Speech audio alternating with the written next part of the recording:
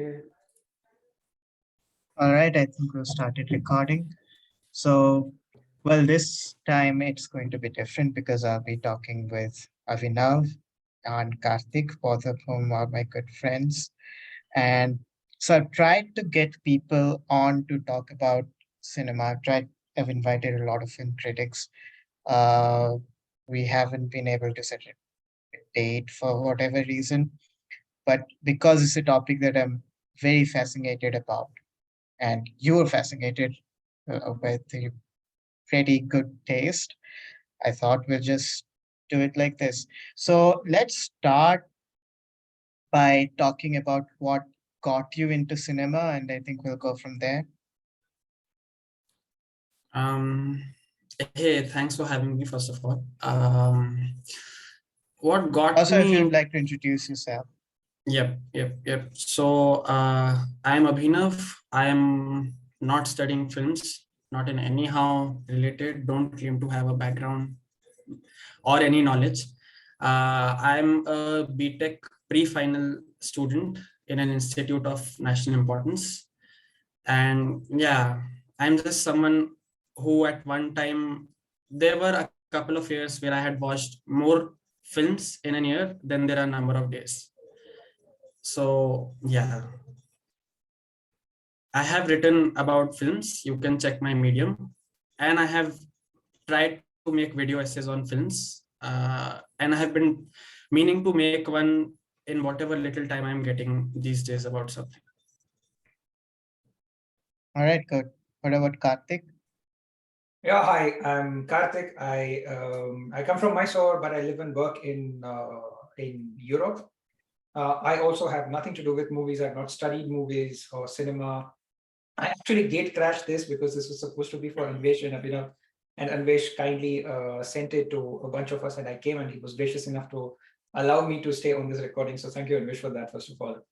How did I get into movies? I don't know. The oldest memory of a cinema theater that I have was watching Jumanji with my dad and being completely mortally petrified of the animals there. And after that, I don't know. I was afraid to go to the theaters, but then I think Border released, and then we went to watch Borders. It had really catchy songs and patriotism and all that stuff, and I liked it. And after that, it was I kind of looked at any other opportunity to watch a movie. Back then, there was Doordarshan 1 and Doordarshan 2, and sometimes later there was DD Metro. Yeah, I know I seem dated. I come from another generation altogether. Not that old, yeah, but still. And then there used to be Friday and Saturday movies. And I used to live in Hyderabad back then, so I started watching old Telugu films of N.T. Ramarao. I clearly remember watching Maya Bazaar in its original and wondering how the laddus magically start appearing out of the ground and going into the character's mouth. And I was also lucky that my dad and my mom both were movie buffs. In as much that my dad tells me that he walked for tens of kilometers to watch a Shivaji Ganeshan movie. Shivaji Ganeshan happens to be a great South Indian Tamil actor. And we being Kannadigas, I was also introduced to Kannada movies. So that is how it started. It started as something that petrified me because of the animals in it. But then it slowly became something that I cannot live without. And the more I grew, the more I came across the likes of Roger Ebert and critics like that. I expanded my horizon as to what movies could mean. And now they have gone on to mean what they mean to me, thanks to people like that. Well, I agree because I would see that Roger Ebert would often talk about, when he talked about good cinema, I would talk about what cinema as an art could achieve. And for him, in his review of Satyajit Ray, he talks about, how Ray expanded the scope of cinema and showed people what cinema could really be, its potential. And that also comes off in Steven Spielberg's recent movie, The Fabelmans, because we'll talk a bit about that. But I want to start now by talking about the state of Indian cinema, because let's start by talking about the bad part first. Uh, let's start by talking about, or at least the mediocre part. What are your thoughts on RRR? Okay. So I realized I didn't answer your previous question. So briefly, I have no shame in admitting that what got me into movies was La La Land. So I was going through a tough phase in life, and one of my friends recommended La La Land to me, and that was also, the friendship was also very spontaneous because both of us didn't like a movie which was widely liked by other people. Um, I am not able to remember the name of the film. It was the Ethan Hawke film where, like, Ethan Hawke is everything. It's a time travel movie where Ethan Hawke is his father, his mother, his everything. It's an Australian film. Can't quite remember the name of it. So that got me into films. When I saw La La Land, I was blown away by just the fact, how do you achieve this? Just the opening scene of that film, the opening montage, and it is made to look like it's a single take montage. And just the fact, how do you achieve it? How does the person on that part of highway hear the same music which is being played on this part of highway, and everyone is dancing beat by beat, step by step. No one is missing. Everyone is in sync. So La La Land got me into films. I watched a lot of masala movies after that. Masala movies which were good, not Michael Bay cinema, but let's just say the uh, let's say Tarantino filmography. And then I shifted to my first Martin Scorsese film, which was The Wolf of Wall Street. And obviously, as a first time watcher, I would recommend everyone who's not seen anything of Scorsese, and if you are not so sure about, people often ask, do I have a palette for this?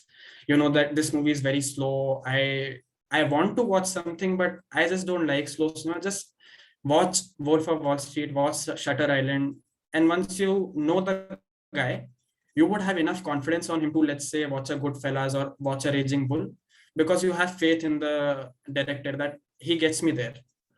And that kind of made a bridge for me to jump into every other kind of cinema and these cinema movements. Now, yes, about the mediocrity question on Indian cinema and RRR, nothing against Rajamouli, nothing against him. I I, I have watched Magadhira whenever it has come on TV, because my parents, they're like, my father is a mess owner, so a lot of, we had this TV while I was growing up, and everyone used to watch UTV Action back then, and Magadhira was on UTV Action for, I would say, every other day of the month, and I used to watch it every other day of the month. So when Bahubali was getting made and I got to know that this Magadhira guy was making another epic film, I was very excited. And for most part, Bahubali and Bahubali 2, I have really enjoyed. RRR just didn't get me anywhere. Uh, Although there was this whole parade of foreign journalists raving about it. Ever since Slumdog, I have really refrained from hearing anything from foreign journalists about Indian cinema, except for maybe Mark Kermode, who has consistently reviewed Indian cinema, which did not reach the varieties and these epic level PRs that RR got. And I mean, he has reviewed even Man Marziyan by Anurag Kashyap and Raman Raghav. So Mark Kermode I trust, but he had not reviewed it at the time. But even the journalist of Film Companion and very reputed Indian journalists that I really trust were pretty much positive about the film. And so I went in to watching the film, and I did excuse the first 5 minutes, because obviously you can pinpoint why are the Britishers talking in the local language? Why is everything so dumbified for people? But I kind of overlooked it, because I thought it's okay if the Britishers, the acting of the foreign actors is not on par. because okay, they are made to speak a different language and they are made to emote certain things. But then the Ramcharan scene came where a bunch of angry civilians are trying to burn a police station, and then Ramcharan comes along, and that's where the direction really fell apart from me, because sometimes you need to do such small things to make something work, correct? Like if you are behind the camera, all you need to say is just be realistic. Like the story is bigger than the screen already. The score is also too much on your face to get you hyped up about everything, and the VFX are pretty damn good.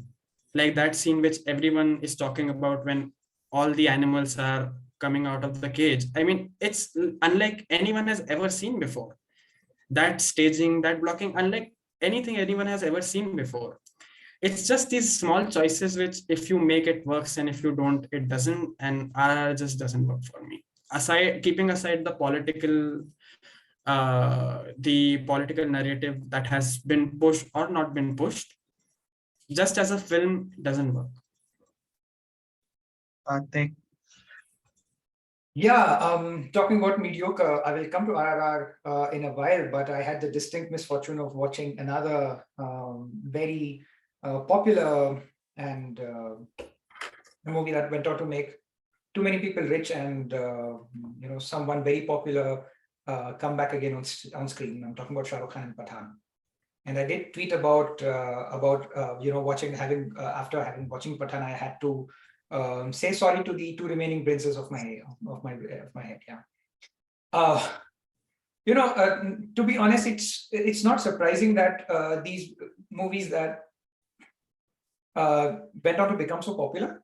But what I do not understand is, why does something like Pathan, which is probably the 50th regurgitation of the same storyline, the same one hero saves everyone kind of this thing, in the 21st century, where people have access to the Mission Impossibles of the world, the John Wicks of the world, the slow horses of the world, they do watch it and they find it good. I mean, even the songs were bad. I'm sorry, but the songs were bad as well.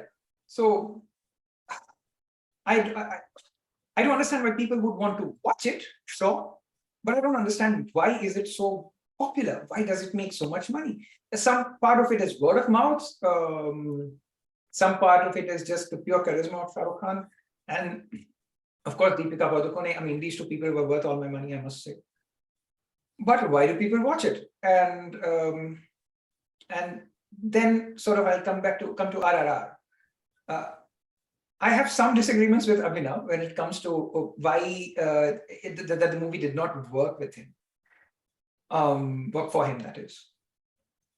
RRR does everything that an Indian movie was supposed to do for a Western audience, but it packs the anti-colonial political subtext, which is now the mainstream in the West. Now, the directorial choices that Rajamouli makes is purely theatrical. It is purely intended for the audience, which has consumed him for over the past 20-25 years. Now, what happens is that there is a directorial subtlety that people would want to observe and consume and really point out and say that, look, this is a magic moment that Rajamouli has done. But in the larger, grander scheme of things, where two people are these brothers in arms and kicking the ass out of the British or whatever, these things get either neglected, or even if they are bad, nobody cares about them. And therefore, RRR has more sociological context to it than cinematic. And if we really want to talk about cinema being mediocre, RRR may not be the best example. Pathan is. Because it has literally nothing going on in it, but it still is the most popular movie the country has probably seen in this year. And I don't think it will be surpassed this year at all, no matter what. I mean, even if Shah Rukh Khan comes up with Pathan 2, I don't know if it will be surpassed. It is just purely the shock that people got watching Shah Rukh Khan again on the screen. And I think they suspended disbelief and they watched it for reasons that I completely do not understand. these are my 2 cents about RRR and Pathan. I think there are two reasons why RRR got the popularity that it did in the West. The first reason is uh, pretty obvious that the West has uh, a stereotype of what Indian cinema is supposed to look like, and RRR fits all the boxes of that stereotype. The second reason I think is the popularity of Marvel and DC movies, comic book movies. And so the contrast that they're getting is here is biggest blockbuster in Indian movie at the moment. And you can contrast it with the sort of movies that uh, DC makes or Marvel makes with much larger budget. And the contrast there is that DC and Marvel do not emphasize on the human aspect of it at all, while in RRR, the emphasis on, well, the emotional aspect is much larger. There is some nuance to the character. The characters, there's betrayal, everything is maximalist, but there are different kinds of emotions in that movie, which if you contrast with the predictability of a Marvel movie, I would say that RRR comes much better off. It's a much better movie than much better storytelling than a comic book movie. No, but then this begs the question: if you make a Venn diagram of people who watch Marvel movies and like it, and another, with and compare it with the people who watched and liked RRR, totally Western, the overlap would not be that high. I believe that RRR's popularity was purely driven by the socially conscious Western audience who wanted to see the typification of a Bollywood or a singer-song dance larger than life sort of movie, but in a context that they could probably understand and give some history to it. Yeah, the colonial history of it, the betrayal, the buy-off that the audience makes with the writer of the movie when they have to be invested for the story to give them something like a reward at the later stage. But Marvel, when you look at Marvel or DC, they have their own dedicated fans. I'm not really sure that if you make a Venn diagram, you'll have a big union in between them. People may like RRR for the same reasons that they like Marvel, sure. It is larger than life, it's grandiose and all that stuff. But it's the same people do not watch the same movie, is my contention. Of course, I do not have the statistics to back this up, but that was just one point of mine to your comment. I agree with you. I also don't think a lot of Marvel fans have watched RRR. I think a lot of fans of good cinema have watched and liked RRR. And that was visible from all the reviews that I saw, like at the year end. A lot of these people, they give out their list of the best 10 films that they have watched, and most of them featured RRR, be it David Ulrich, or there's this another underrated YouTube channel, Deep Focus Lens. And if you just take her example, Deep Focus Lens, she is very critical of, she's very, very critical of even mainstream good cinema. She did not like Whiplash, and for good reasons, I would say. The thing is, the cultural barrier is always there. You see a film of your own culture from a very different lens than you see a film of some other, from a foreign culture. Because you in your mind assume or give space to these idiosyncrasies that these cultures have. So say if what I'm trying to say is they overlook the overacting aspects because they just don't know what happens. Like, how do people act in this situation? Is this a way of expression that this language uses? Things like that. And another reason why Deep Focus Lens is a good example here is because in her top 10 or top 15 list, she mentioned 2 movies and gave the same kind of summary to both movies. She said, this may not be the best movie which I've seen of the year, but I am biased towards it because I had an experience that I've had never before. And those were the Batman film. I think it's called the Batman, and RRR. And I kind of agree with that you can have that experience because most of these people are experiencing the Bollywood grandiose, the larger than life stories for the first time. And a very good example to understand why these people liked it so much, because it's not like the Marvel fanboys or fanboys of,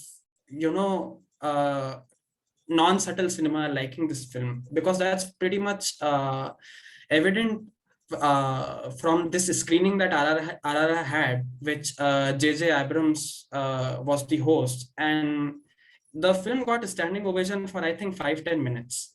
Hooting standing ovation from Oscar voters, Academy voters.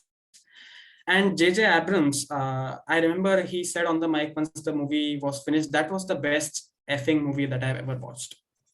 So the movie is working for people who love cinema maybe more than any of us do.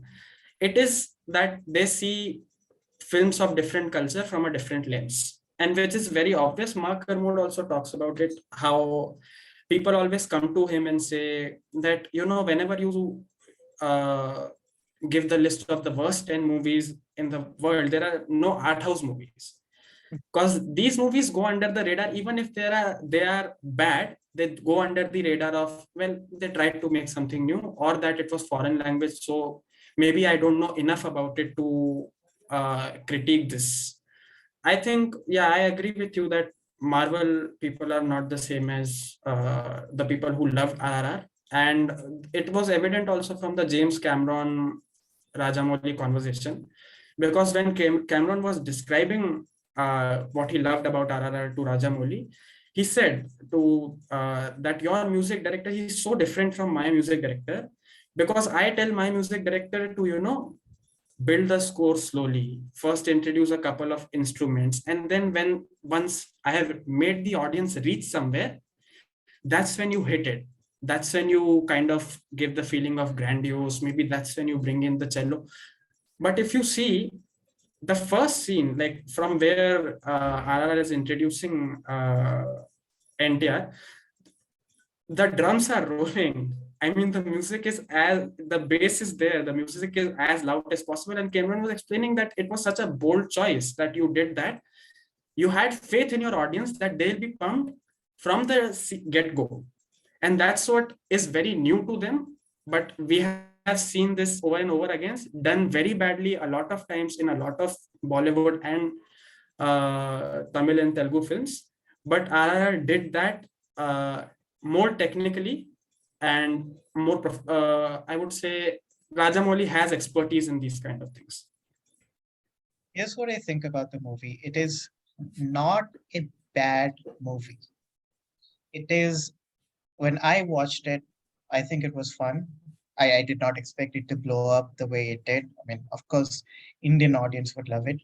And I don't even think it was Rajamouli's best work by any standards. He has done much better.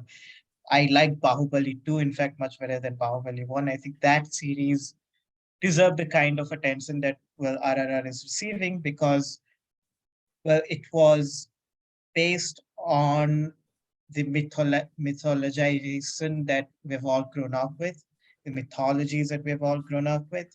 It was based on the Indian experience, and it was fun.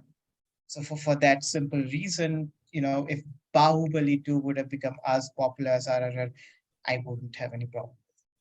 But I also thought that RRR was a better movie, better storytelling than Avatar.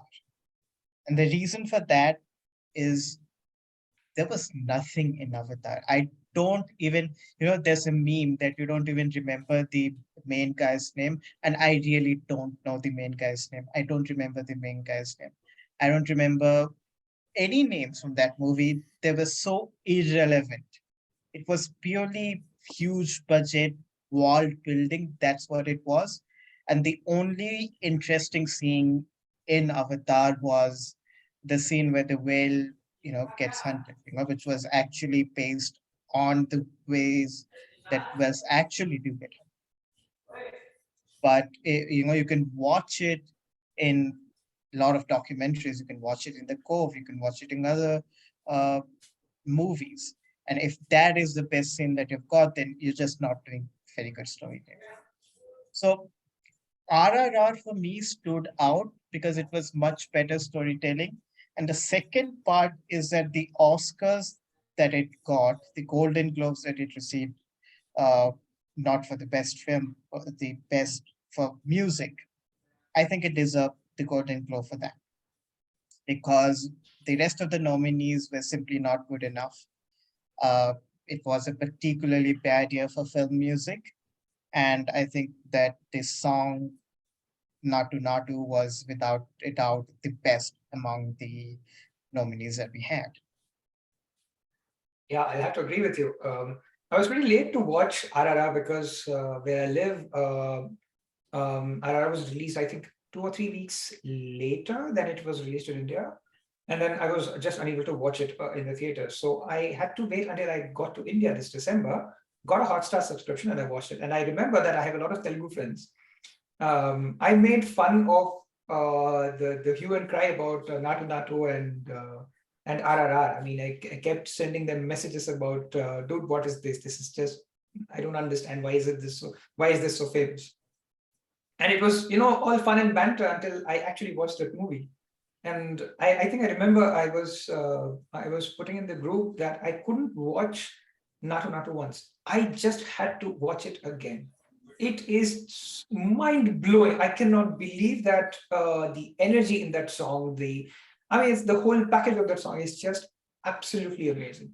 And I don't want to say that because I had such low expectations, I was positively surprised by how good the movie turned out to be later. I may have to watch it again in order to, sort of correct for all the errors of my own low expectations, per se. But I principally agree with Anvesh's point that when it comes to the written material of it, it is way better than Avatar. But there's one thing that you mentioned that I really liked, and that was when Western audiences watch something which is non-Western, they have their own particular lens of looking at it. And this reminds me of an Ang Lee movie, which is not Western at all, but the only Ang Lee movie that Western audiences, including me, know very well about, and that is Lust Caution. Yeah, because it was very Hollywood. It's a great movie, obviously, but it's a very Hollywood movie. And I'm more than sure that Ang Lee knows how to cater to the Hong Kong audiences, but he purposefully made Lust Caution in a way that would be acceptable to a larger scope or larger percentage of audiences in the West. Because by 2007, Ang Lee was also already well established. Lust Caution came out in 2007, right? So I think there is a palette that directors are aware of.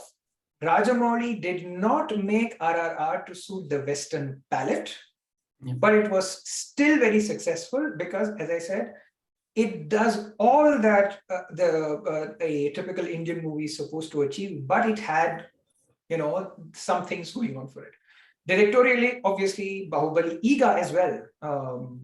Way better than RRR, but for its subtlety and all that. It's not grandiose, but it's a director's movie. I think even Rajamouli would agree when I don't know, and there is no one around him, that he probably enjoyed making Iga or Bahubali more than he did enjoy making RRR. And just a small point about Keeravani Garu and his awards in the Golden Globes and the Oscars. Much deserved, very well deserved. I've been listening to Keeravani Garu since a child. He is brilliant. It is another A.R. Rahman moment. Just like Rahman deserves Oscars for hundreds of other songs, Keeravani Garu also deserves Oscars for I don't know how many dozens of songs.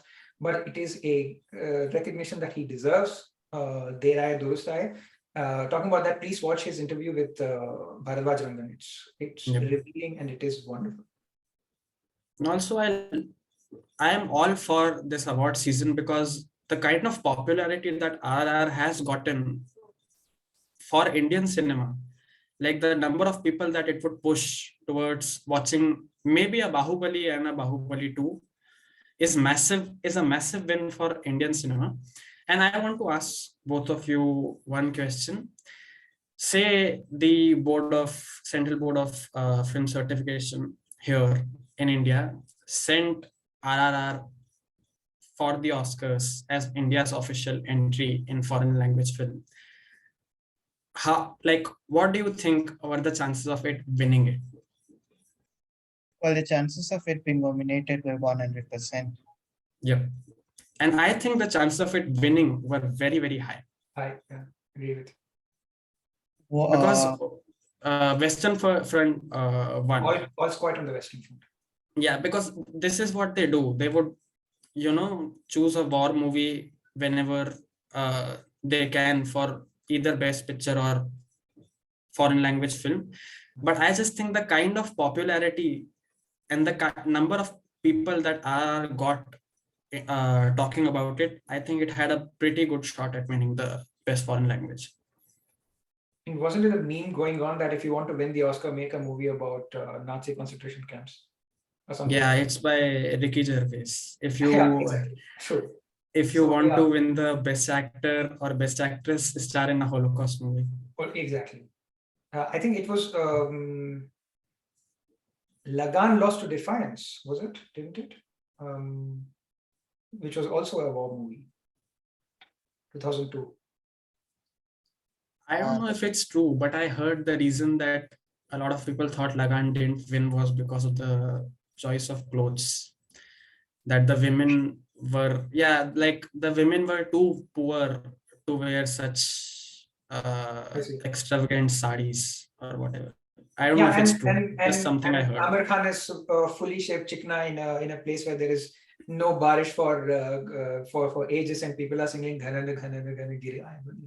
So yeah, I mean, of course, there are some creative liberties that you'll have to overlook, but yeah, the point being that if CBFC, Central Board of Film, its certification and not censor, I have to keep reminding myself again and again, had sent RRR as the official entry into the Oscars, then it would have had a higher chance of winning, of course, the best film over All Quiet in the Western Front. Yes.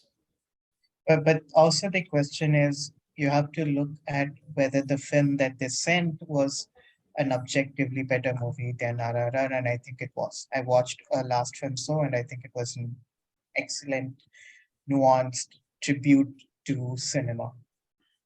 Which one? I'm sorry, I didn't. Last Film So. Oh, okay. No, I haven't watched it, so I'm not aware. I thought they sent the Agnihotri movie, Kashmir Files. No. They sent Last Film So. Okay. They're not that hopeless also. Yeah. Agni at least sent his own movie. Okay.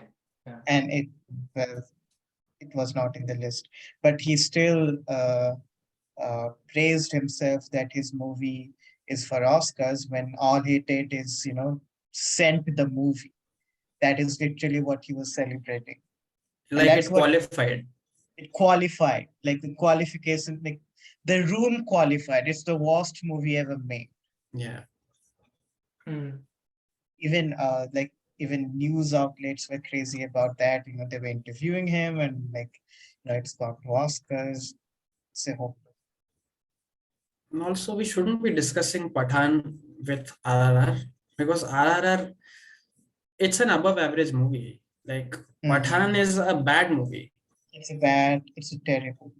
Pathan is an objectively bad film, and the best reaction that I have ever saw of like someone who saw Pathan was, I don't remember the guy, so maybe we can give him the credit, but someone from Twitter and a notable account, a legacy verified and left-leaning person was championing Pathan and the return of Shahrukh Khan and all the box office milestones of Pathan, was championing it, was, seeing Pathan as in something that is in the face of Modi government here, love one, whatever. And then the person finally saw Pathan, I think maybe 2 weeks later, 2 weeks, 3 weeks into its run. And the first tweet that he did after coming was, Okay, so I was telling everyone to go watch Pathan. Please don't watch it. It's a very bad movie. And I think I resonate with that because I was like every other person was rooting for SRK. I do believe genuinely he's the best actor among the three Khans and among a lot of other actors, mainstream actors in Bollywood. And the choices that he made before Pathan were all brave choices for someone of his stature. He wanted to work with They good weren't direct. bad movies. I mean, what Rais wasn't a bad movie. His acting No, was good. yeah, he It was wasn't as overshadowed bad as by Pathan. Nawaz. I mean, Rais, I think Nawaz uplifted it maybe more than the movie deserved. But even if you see the kind of directors that he was trying to work with, be it Imtiaz Ali, be it Anand L. Roy, or be it the director of Fab, I am not remembering his name, but he directed Band Baja Bharat. So the kind of directors that he was pairing up with, his intention was of making good films. Anand L. Roy could have never thought in his life that he would get to direct Shahrukh Khan. And Shahrukh was up for it. He made those good choices. The audience did not respond. And so he went with a proven formula.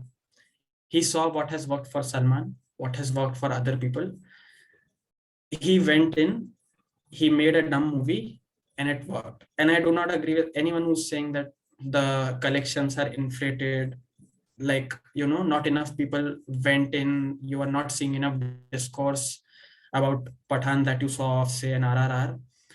The reason is I have seen it firsthand because it was the first week that Pathan was released, and we were just walking, as friends, we were just walking outside, early morning, very early morning. And I don't know, one of us was watching a reel or something. So there was hooting in the reel. Maybe it was from some match or something. And one of the staff workers here, he works here, we all know him. And he asked, Bhaiya, Shahrukh Khan ka entry dekh rahe ho kya? In Pathan. That was the craze of the movie, that people were not just expecting Shahrukh Khan to be in it, they were expecting Pathan. So yeah. I think that's an interesting way to put it. I agree that Pathan should not be discussed in the same manner that we're discussing the other movies. I disagree with you on him being the best actor among the three Khans. I think Amir Khan is likely a much better actor. He has made better movies. Uh, Shahrukh Khan, I think, always has that potential to do it, but there's a certain sense in which Shahrukh Khan falls into the category of Amitabh Bachchan, where he plays himself in the movie at times. And he did that in Pathan. It was Shahrukh Khan. He was making jokes at his own movies. The ridiculous jokes uh, were not even funny. The only redeeming quality about Pathan, not redeeming, the only interesting, compelling character in that movie was John Abraham, who can't act to save his life. That tells you a lot about how bad the movie was. I think John was excited because his name in the movie was Jim, and he thought that he'll just have to go to the gym. Bad joke, but yeah, Oh that's my the God. explanation. You have restored dad jokes. Yeah, that's a bad joke, but yes, that's the only explanation that in a movie that has Deepika and Shah Rukh, John Abraham came out as the most watchable character. I think it My was. favorite. Go. My favorite actor in, or let's say, moment in Pathan was not John, because I have seen this same character in race one, or whichever race he was in. I don't know. My favorite actor or character in Pathan was Tiger. Dude, go for it, Salman, because I watched it in theater. And the only redeeming quality of Pathan, after you are done with seeing Shah Rukh Khan's skin and Deepika's dancing, even though she's an ISI agent, but she's a terrific dancer. was Salman Khan's entry really saved that film for me. And I don't know, good cameo. But there was nothing in there. I mean, Salman Khan, even he can't act to save his life. Every good movie that Salman Khan is in, it's good despite him being in the movie. Yeah. I mean, you can go back to what is that movie that he made with Amir Khan, the comedy movie. Andaz Andaz. Apna. Na. Even there, he was pretty lackluster. And I've seen there is only probably Khamoshi, which is what's his name? Sanjay Leela Bhansali's Khamoshi. बाहों के दरमियान दो प्यार मिल रहे हैं जाने क्या बोले in which he had a part in which was pretty good, but other than that I can't remember any movie in which he was even watchable. I don't think he can act, but yeah, well, now we know Abhinav likes Salman Bhai, so Is this the film where that kissing scene is there, where they kiss the mirror? I think yes. Yeah, Khamoshi, that was a good scene. the deaf movie. Yeah, that was a good scene. And I would say, like, I think, okay, I will say it, I don't think early Salman Khan was as bad as he is after becoming this masculine hero. I really liked him. I quite liked him in Andaz Apna Apna, even in some of the Suraj Bhansali. I mean, he played the part. Those were not good movies. Barjatiya, he played the part, I would say. And even in this Bajrangi Bhaijaan, I thought the guy was earnest. Like, when he... That was a good movie. Yeah, that was a good movie. And I think Salman was earnest in the film. I decided, I mean, I just can't get myself to like Amir that much. I think he is the same person in all of his even advertisements. He has the same method of going for any character. If the character is not a Mumbai person or not a person in his that he meets in his regular life vicinity, he would pump out his jaw, he would widen his eyes, and he would do a comical expression of whatever he thinks that he's playing correctly. I have seen him in Three Idiots. There was this recent advertisement of him where he's doing some Alice well. When we watch cricket, it comes. I don't know for what thing the advertisement is. He has done the same in Lal Singh, the same in... So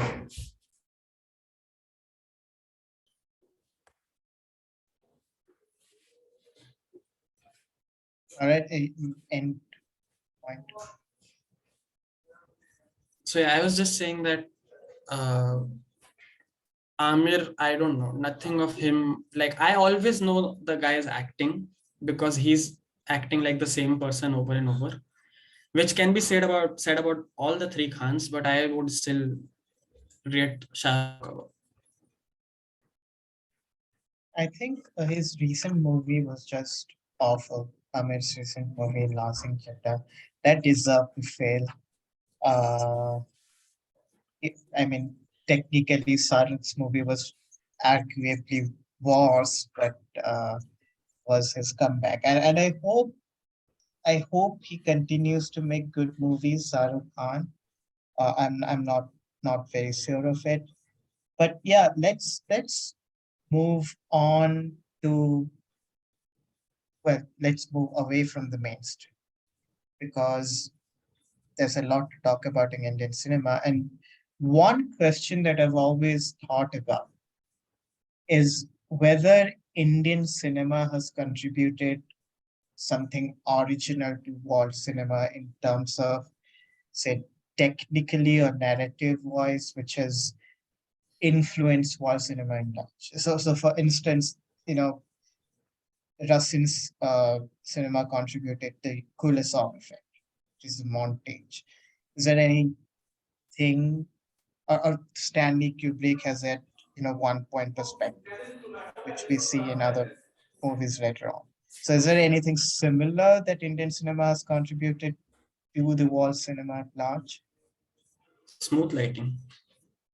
I don't know if they were inspired by Indian cinema, because what happens is, it's just like, I call it the tea analogy, that we had tea for a lot of years, but well, the Britishers, they saw it and they named it tea. So what happened is in Pathir Panchali and in a lot of these films, so let's say you are standing in a open backyard, like, or a open veranda. So the veranda is open, as in you have to have light from the sun on the actors, but you can't depend on natural light for various reasons. So instead of doing, there were two direct kinds of lighting: if you are throwing the light from beneath or you are throwing the light from above. So instead of doing that, because both of them, you can't throw the light from beneath because the shadows and nothing, angles don't make sense. And you can't throw the light from above because the exposure is too much. Because that's not how, because if you are standing somewhere, sun is not a spotlight, that it is projecting the light in certain area.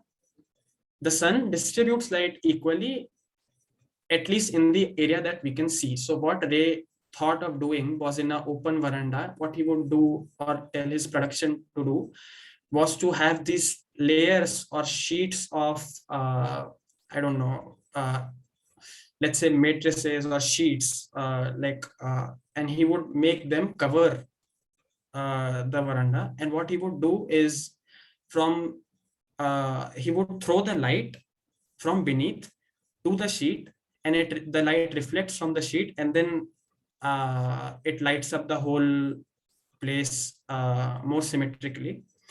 He didn't give any name to this technique, and so Ray shot a lot of movies from this. And I do not remember which director, but some Western director came up with this concept and called it smooth lighting.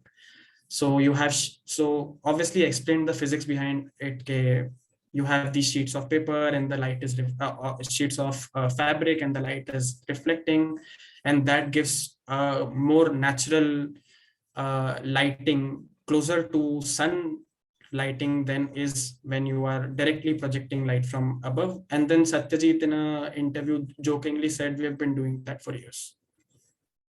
Yeah, well, kudos to Subrata Mitra, who pioneered the technique, Satyajit Ray's cinematographer. Uh, as you pointed out, he was indeed the earliest one to use lightning in that way. Uh, Another thing that I wanted to talk to you is about film criticism, because what we are witnessing is the democratization of film critics.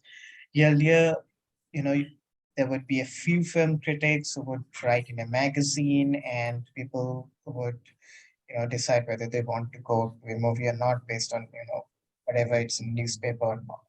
I remember doing that not that long. We're talking about 2011, 2012. Now everyone essentially is a film. Everyone is kind of contributing to well, the opinions on a certain film.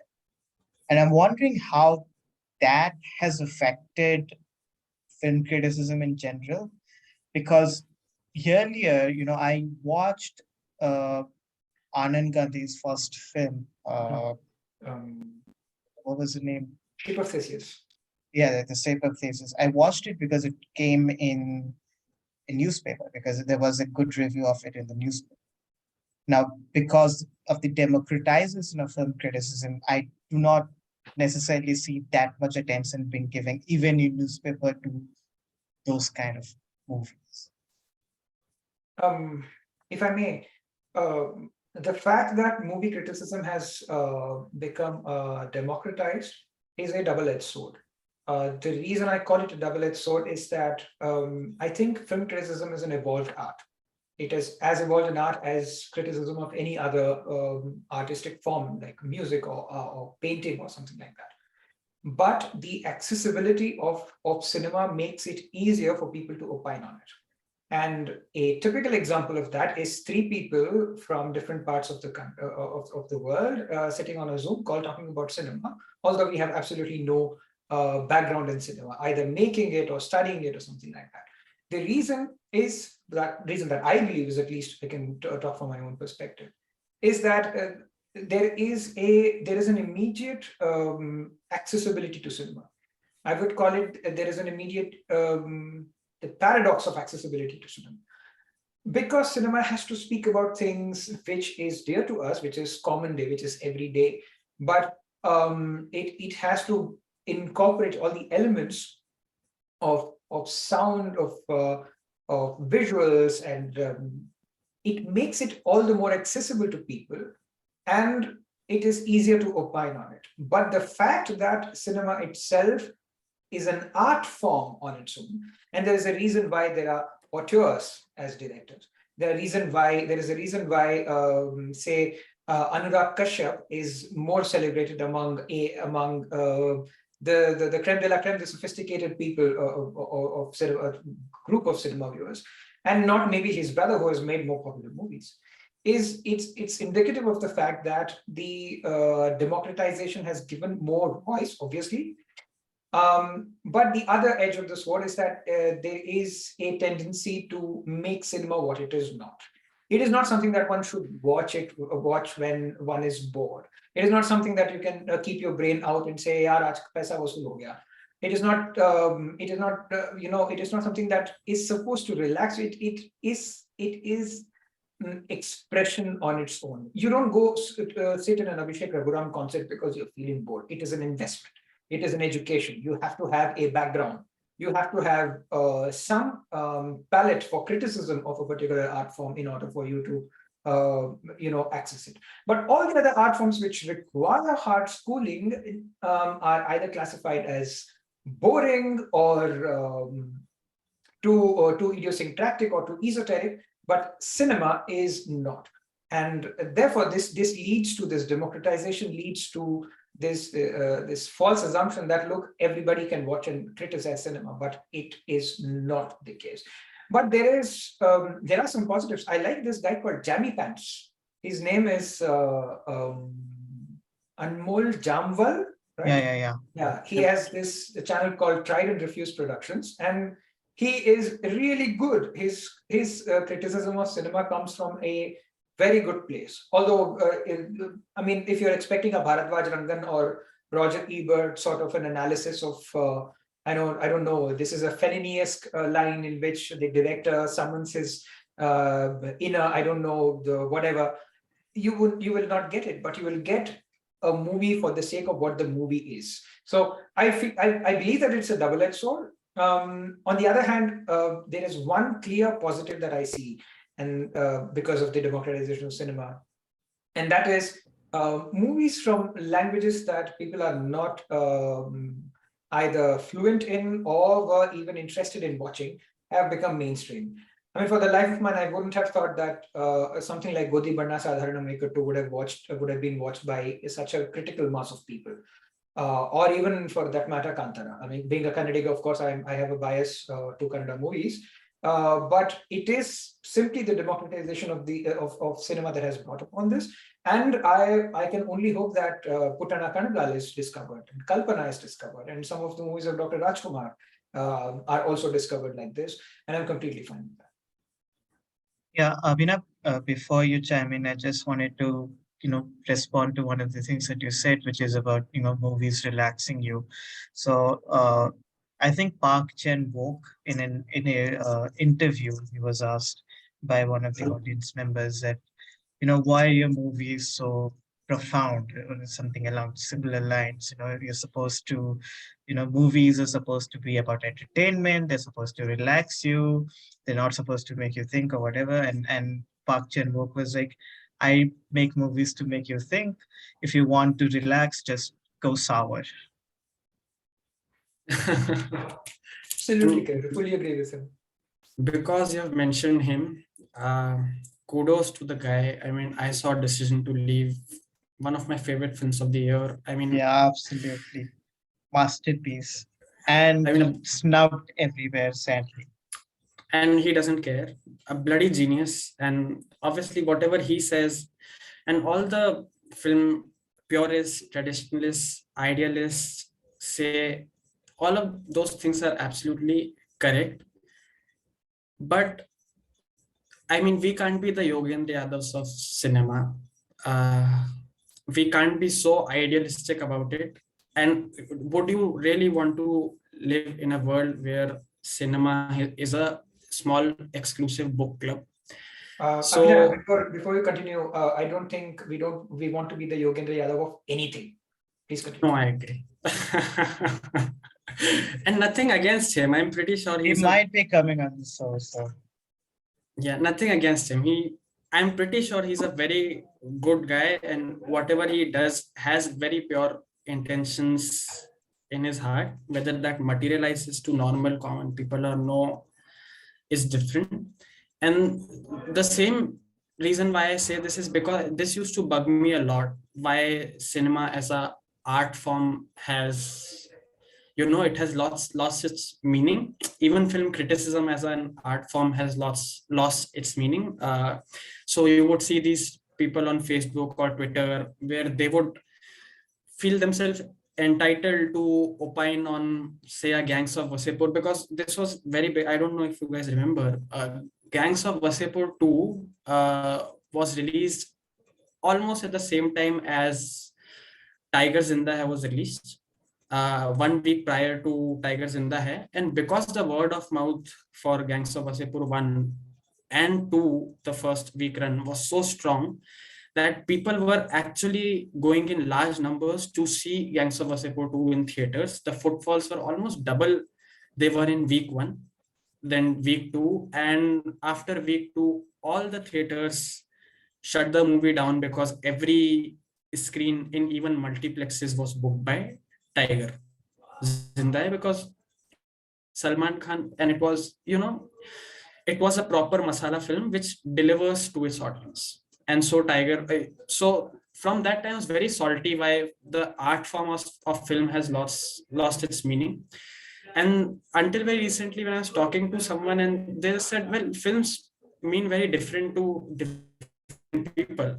Like if you want a blue collar worker working for 45 hours a week and then going in weekend to see a decision to leave, or even let's say a movie like Sir, because we are talking Indian context, they won't do it.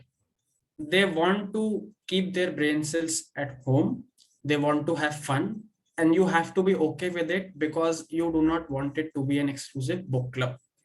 The film movements, they find their ways through these things. I mean, if you look at all major film movements, they did find their way from people were bored of the existing cinema. Like if you see Italian realism, it was because people, their lives were not very happening, very happy. Italy was in ruins in 1960s, I suppose.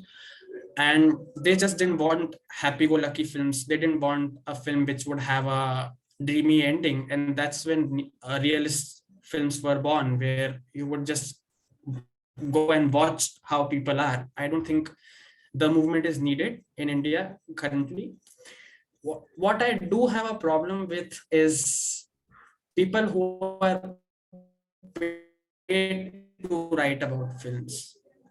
Like there's this Pinkvilla journalist, don't remember his name, wouldn't want to. And he said about this recent Anubhav Sinha film about, it was about this lockdown. And because Anubhav's, yeah, the film was about lockdown. Yes, correct. And because it is a director's choice that he wanted to compare the migration of people without food, without any facilities to partition. And I'm hearing great things about the film. I would like to see it. And this Pinkvilla journalist compared the film, like he said something like Anubhav Sinha has gone too far. Comparing this with partition is anti-national, something like that. And I do have the same on people who are that I have on people who are paid to direct films and don't do a good job at it. Like for you, at least it would be an art form. At least for you, you should at least respect the medium. And that doesn't mean that the movies can't be fun or you have to make realist movies. I mean, PTA said that if someone wants to make the next Transformers, let the main man make the Transformers. And PTA has made fun movies. I mean, PTA made Punch Drunk Love with Adam Sandler, and no one believed that he would cast Adam Sandler in one of his films. You can make good films in any genre, but when you are not respecting what is paying your bills, I mean, if you are a film critic, let's take an example of KRK. Maybe KRK is too extreme, but maybe let's take an example, the example of this Pink Villa journalist or Taran Adarsh, Komal Neta. There are so many who are catering to the masses.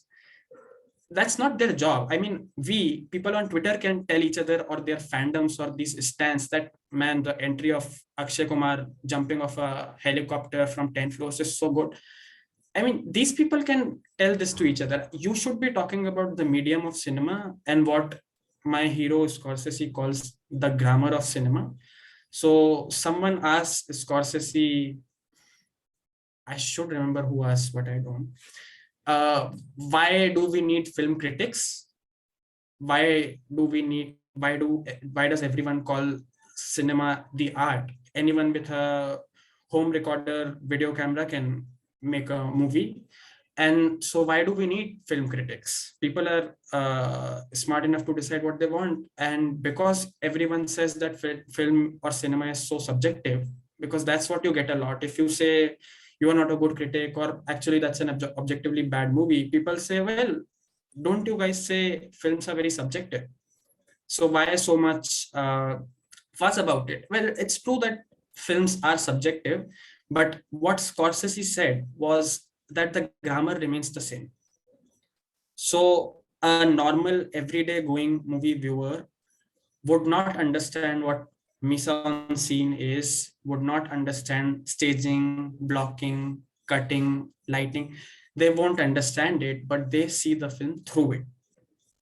So the grammar of a film remains same. And if a film is not obeying any grammar or not being self-aware and stylish enough to create its own grammar, the film is objectively missing on something. And that's why I say that people who enjoyed Pathan surely don't give a damn about what a staging is, blocking is, what red herring is, because it's a thriller. But I can guarantee if Pathan had the sensibility and Pathan writers, the writing was intelligent enough to, let's say, a movie like John Wick, or let's say a movie like Red Redemption, the people who liked Pathan would love it even more if the movie followed those grammar, that grammar. Absolutely. I'm sorry. So I do agree with that, and I think you raised very valid points about the value of film criticism. And one of the values of film criticism is that it tells people about it explains why they like a movie in the language that they don't speak. So consider, for instance, Hitchcock.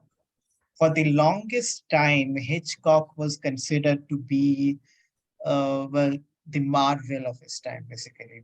There's nothing in there. It's just thrillers, mysteries, and he's following a pattern, and that's all that there is to a movie until Godard, who's then not making films, he writes a 15-page essay on only one of Hitchcock's movies. I forget which North by one it was. Northwest. What? North by Northwest. Yeah, I think it was North by Northwest. And he analyzes Hitchcock and argues that Hitchcock is not just a filmmaker. Hitchcock is a novelist. He understands framing. He narrates stories like Dostoevsky. He literally compares Hitchcock to Dostoevsky. And that is when people start noticing these patterns in Hitchcock movies. That's when the key notice is filmmaking, that famous framing thing in Vertigo, where one is on the top and one is at the bottom, which goes out throughout the movie. He represents, the left represents masculinity, the right represents femininity. There's so much symbolism in Hitchcock movies, which people don't notice until Godard writes about it. And I think that is the value of film criticism. The second value is the fact that film critics often are helpful in giving unknown directors a break. It does not happen in Indian context because you rarely see uh, Indian film critics, reviewing the movies of unknown directors. But it does happen in the international context a lot. Uh, the best example of that is Roger Ebert promoting Ava DuVernay's first movie.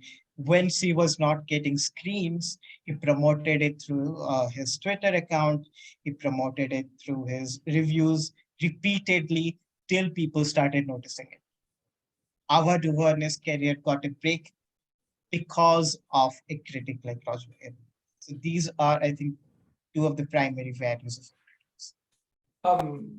I want to harp on this point of cinematic grammar. And there are two things that I want to mention. I can immediately think of people like Denis Villeneuve or Ingmar Bergman, for that matter, who tell compelling cinematic stories whose cinematic narrative is of course something to look out for, but it is expressed in a grammatical medium that makes both the cinema as well as the whole cinematic lingo a little richer. But this also gives rise to these other phenomena where movies like 1917 are made. It's a one-shot movie in its entirety. Of course, it is a good movie. I'm not saying that it is a It's bad movie. made to look one shot.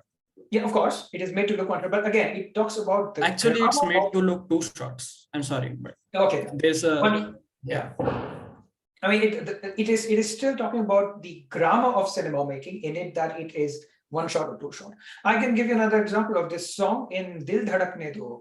It's a very famous song. It went on to become this dance sequence or whatever that people do in their weddings and things like that. Now, what do you think? Can something be made just to show that I can indulge myself in this grammatical nuance of cinema without having to expand cinematic boundaries in the non-grammatical sense? Could you have had a Fanny and Alexander made in bad grammar, yeah, not bad, okay, mediocre cinematic grammar? Of course, Ingmar Bergman would not indulge in it, but still, Fanny and Alexander receive the adulation that it has, because it has, at the end of the day, the cinematic core, the storytelling core, the narrative core that it has, sons the effort to further the cinematic envelope, the grammatical envelope, so to say. I mean, I mentioned this before also. If someone is aware enough that they are trying to expand the horizons of cinema, they're trying to tell a story in their particular way, which may not work for other people. I would say history has been very kind to such people only if they're making intelligent choices. I would give example of, like, there are numerous examples of very acclaimed directors who went in to watch other directors' movies and did not quite like it at on the word go, and like they had their fair reasons. The movie did not for them perform well on parameters that they thought it should perform well on, and then they grew on those people. And one of the prime examples would be what Martin Scorsese's first reaction was to Cronenberg.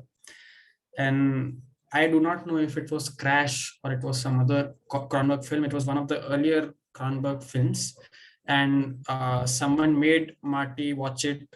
I'm calling him Marty. I do not know the guy, but so someone made him watch in one of the film festivals, and he came out terrified, thinking that 100% whoever has made this is a serial killer. So Scorsese described that feeling as what he felt after leaving the theater was not that it's a very good movie, that it is working on so many levels, but he found himself thinking about it weeks and weeks after he had seen the film. And then a couple of years later, he happened to meet Cronenberg and find out that he's the nicest person ever, and then started appreciating Cronenberg more. So definitely this can be done. But what I do not like is people thinking they're so intelligent that they're pushing the boundaries, while really they are making very bad films. And an example is that I saw this interview of Rohit Shetty with Anupama Chopra, and Anupama she went very light on him, I must say, but she asked a couple of good questions, and one of them were that, what do you say to those people who think your films are not very intelligent? I'm paraphrasing, your films are not that intelligent, or she said something on those lines, and he said, well, do you know what, there are so many non-masala movies which are being made in the industry, because it was around the time of this Ranveer Singh police, like, cop movie. I don't remember what it was. Simba. Simba, It was right? around that time. Yeah, and a lot of good movies Indian cinema was producing, Hindi cinema was producing. I think Stree and movies like that were in years prior to Simba. And he said, now we have become the parallel. The other people who are showing these realist films, who are showing this intelligent, making these intelligent films, they are so mainstream because there's so much of Anurag Kashyap and Anand L. Rais and Imtiaz Ali that you need these 2-3 masala filmmakers who have now become parallel cinema. So when I hear statements like these, I don't fume because I really, in anger, because I really don't care enough about Rohit Shetty. But it really makes you think that how shallow is the knowledge of these people. Like, they are acclaimed directors, and if they do not know such basic things that maybe a first year, second year film student would know, that, maybe, I mean, you're in the right profession because you're earning a lot of money, but you are not in it for good reasons, I would say. And because we are talking about this, filmmakers uplifting people, it is very important, and like nicely pointed out by Anvesh. Roger Ebert held various people. The example that Anvesh gave was fairly recent, but even for Martin Scorsese, when no one would review his film, Roger Ebert wrote review, I think, of Mean Streets or the short film prior, but he wrote about it in the Sun Times, where he used to write at the time, and no one knew Chicago Roger Sun. Ebert. Chicago Times, and no one knew Roger Ebert. Even he wasn't even a big name at the time, but he wrote that this guy is going to be the next big thing. And Scorsese did not have enough means to even read the paper, so he found the paper from somewhere and read it. And these are the things that give a new filmmaker confidence, correct? That, okay, a review, someone has said that you could be the next big thing, so maybe 10 people watched your movie, you have enough confidence to make another one.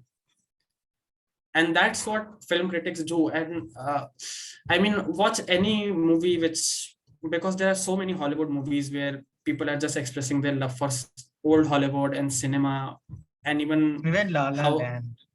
La La Land, Babylon, and you find these movies everywhere. But if you want to see, I think Hugo would be a Yeah, very yeah, good yeah, yeah. movie to Fantastic. Yeah. see the history of cinema, and that really tells you how much effort went into making one film. People used to, because there were no cameras and nothing like that, people used to paint each frame. So for anyone who's watching and doesn't, so on an average there are 24 frames in a second. So if I'm drawing a static picture, and I move the pictures, and I have a conveyor belt, so to say, of pictures, static drawn images, and if I move them at a speed high enough that they can be in front of your eyes for like 24 frames per second, so that would make one moving frame of an image. And people used to do that for feature length films. They used to paint and draw so that people can see feature length films.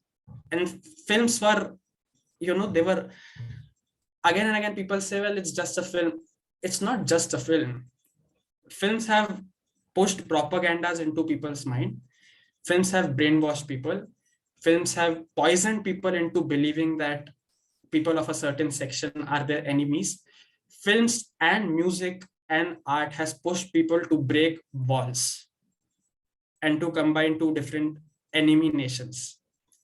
That's what art does. It's not just a film. And so because films are so important, film criticism is so important. And we must mention Pauline Kael as well, because we are talking about revolutionary film critics. Her review of Bonnie and Clyde came at a time when no one from the mainstream really liked Bonnie and Clyde, and she wrote a 7,000 word essay about why this is one of the greatest movies ever made. And her review of Taxi Driver, I go back to constantly to remind myself what good writing is and how less we know as compared to the stalwarts.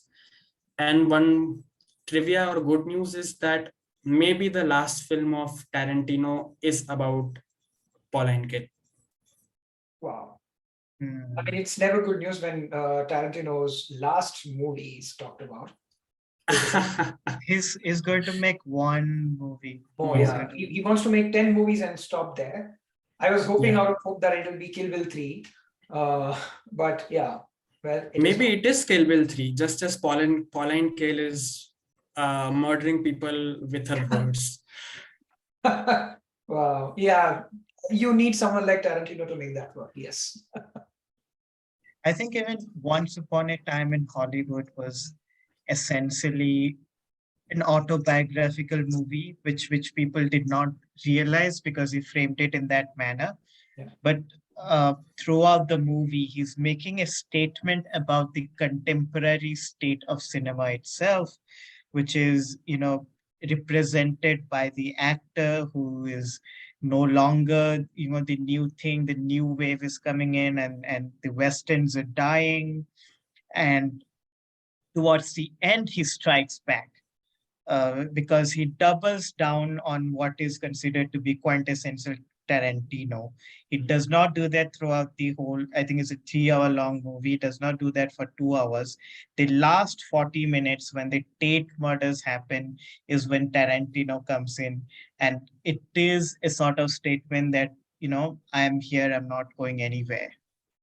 Yeah, just for one more movie though. But yes, yeah, I agree with you. Yeah, correct. Boy, is it so satisfying, those 40 minutes. I mean, yeah, you deserve it. And also, like, just one more point. I've been talking for way too long. Also, No, talk people as much as you say want. people say that, well, if you are a film critic and you know so much about movies, why don't you direct a film? Or uh, name one film critic. This is the stance or army, as they call themselves, point of view that, oh, name one movie that a film critic made and it was a good movie. So So that the first point is that, okay, they don't need to. You do not need to be a chef. This is a great analogy. You do not need to be a chef to taste your food and say, well, the salt is off or something is off. You do not need to know how to make food, although it's good, everyone should make their own food. The second is, the entire French New Wave is film critics saying that, okay, these corporations and these studios, they don't know what they're talking about, they're losing money. And I think it's high time, and we think it's high time that we start making movies. And they made Truffaut, Godard, they made movies, and they have been some of the best movies that have ever been made and are studied to this day. So, Google.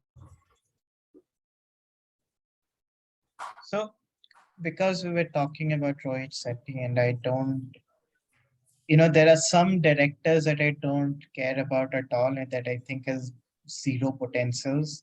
And Rohit Sethi and the directors of the awful Houseful franchise, well, they're on top of that list. But a director that I think has a lot of potential, but falters a lot in Indian movie would be, All know. Yep. Bansali. Bansali. Oh, yes. Mm. Also in the Western context, because I watched Michael Bay's recent movie, uh, what is Emergency. Emergency, and it's surprisingly not very Michael Bay. So he has potential that he does not use. I think he's doing it for money. That's No, all that he cares about. but wasn't Syriana made by Michael Bay? I don't know about Syriana, but 20, I don't know how many hours the film is called, 66 hours or something. It is about that. It was released during the 2016 campaign because everyone were pointing at Hillary, but that wasn't a half bad movie either. Hmm. So yeah, Michael Bay has his qualities. Like he just wants every scene to convey so much. Everything should be moving. Everything, like if there's a background there, an airplane has to go. Like his camera has to move in a certain way. But I think the guy really has at least something to offer. And same with Bhansali. He has a lot of things to offer. And off late, I think Bansali has proved Well, himself a Bhansali, I better. think, is a much better filmmaker than Michael Bay. Yeah, and Bhansali is a much better musician than he's a filmmaker. I really enjoyed some of his OSTs. It's very well made. I think he learned classical music for it. And this is another example of what cinema can actually do, which can give another lens for people to look at the world. I mean, something as not musically, a movie which would not need music to be its center point, like Gangubai Kathiawadi. Yeah, I liked it for all the good reasons because Alia was there, and I have no shame in admitting that I'll watch anything that Alia is in. But even otherwise, the music of Gangubai Kathiawadi was fantastic. The movie was also good, no question about it. But Bhansali is discovering new ways to express his music in his movies, and so is the case with, for example, Vishal Bharadwaj. I mean, Omkara is a perfect example of him marrying his best skills. The music of Omkara was world class, and so was the movie. And yeah, I mean, Heather. Heather as well, exactly, Heather as well. So what I mean, this is a question back to you guys because Bhansali, and I have a complaint about Bhansali, and that is that he clearly knows what he's doing, but he makes movies that I really don't like. What is that movie with Deepika in which she walks for 45 minutes and commits? Okay, so it's called Padmavat. Ramlila or Padmavat. Padmavat. Okay. Padmavat. It was unwatchable. I mean, I got bored. I mean, it was, please, I mean, get to the point already. Other than the fact that it had really good actors, obviously, and it spoke about something very sensitive, which is of course something that movies should also do. It should also talk about the history of our people, of its targeted audience. But why was the movie so bad? I just simply couldn't sit through the movie. It was boring. It was long. It had all the Ekta Kapoor-esque drama in it. It had the conniving witch. It had the bad villain. I mean, clearly Sanjay Leela Bhansali can make good movies. Why does he choose to make such over-the-top interpretations of interesting stories? I don't understand. I think he messed up big time with that one because the movie is based on Mahmoud Chelsea's poem Padmavat, which in itself is a romanticization of the entire event. None of the events in the movie actually happened. So he had an opportunity to actually make a good musical this time, and he failed to do that. The music in that movie feels it's good, but it feels redundant to the Yeah. overall narrative. We have, I know this is something that both of you do not agree with me on because we have talked at length about it. I agree with you that Sanjay Leela Bhansali is a better music director than he is a filmmaker. But I would still say that in any of his movies, he should not be directing the music. Because to me, And I would like to see a version of all of these movies, starting from Ram Leela, Padmavat, even Gangubai, Guzarish. I would like to see a version of these movies where Sanjay Leela Bhansali did not direct the music. I think Guzarish was the first one, if I'm not wrong.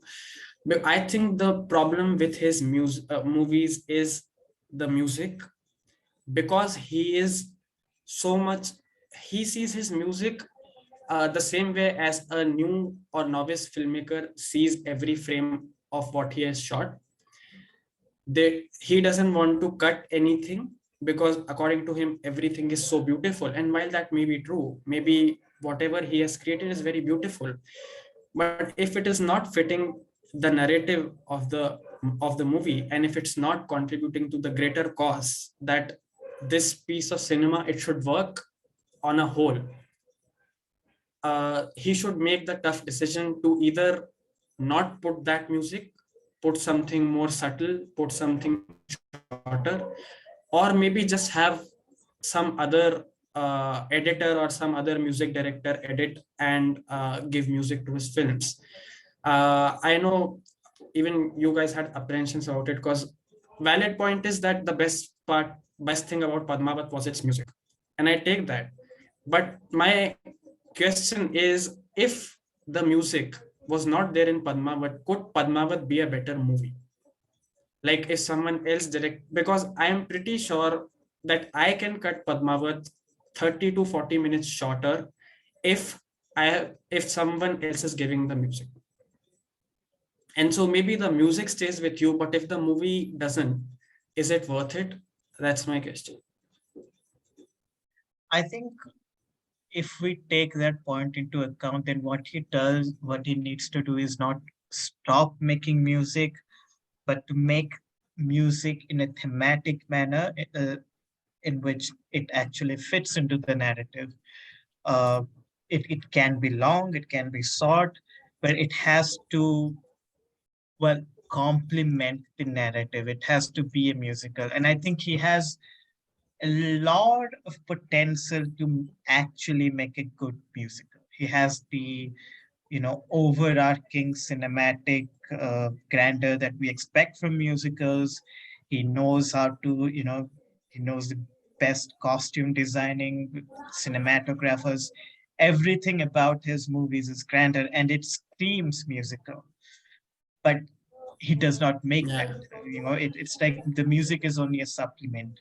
So he needs to look at music in a thematic manner. That is, they contribute to the story, they take the story forward, which is one of the things that RRR got right.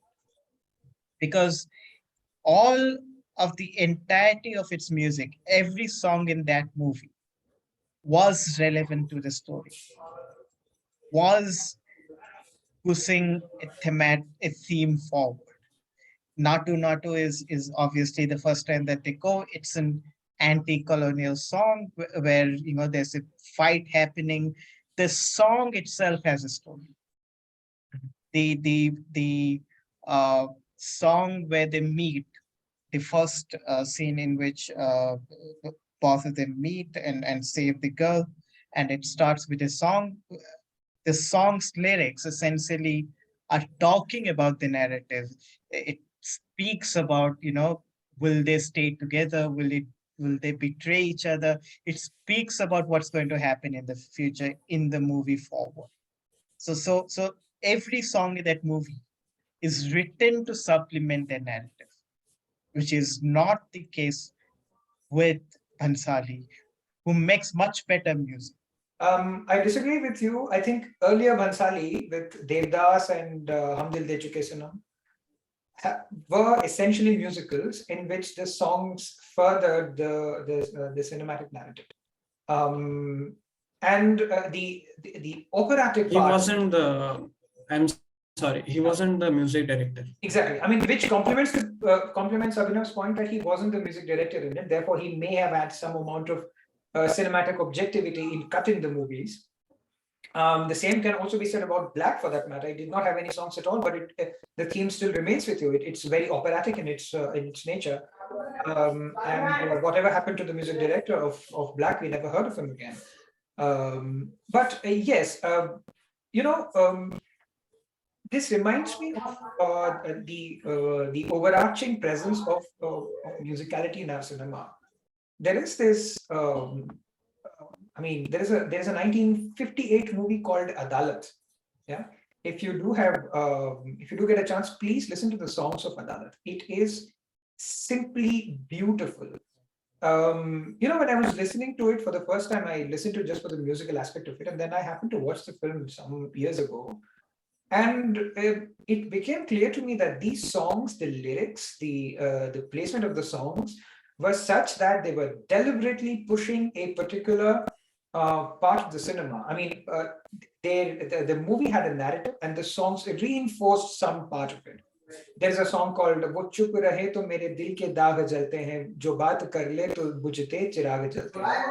I mean, it is about someone yearning.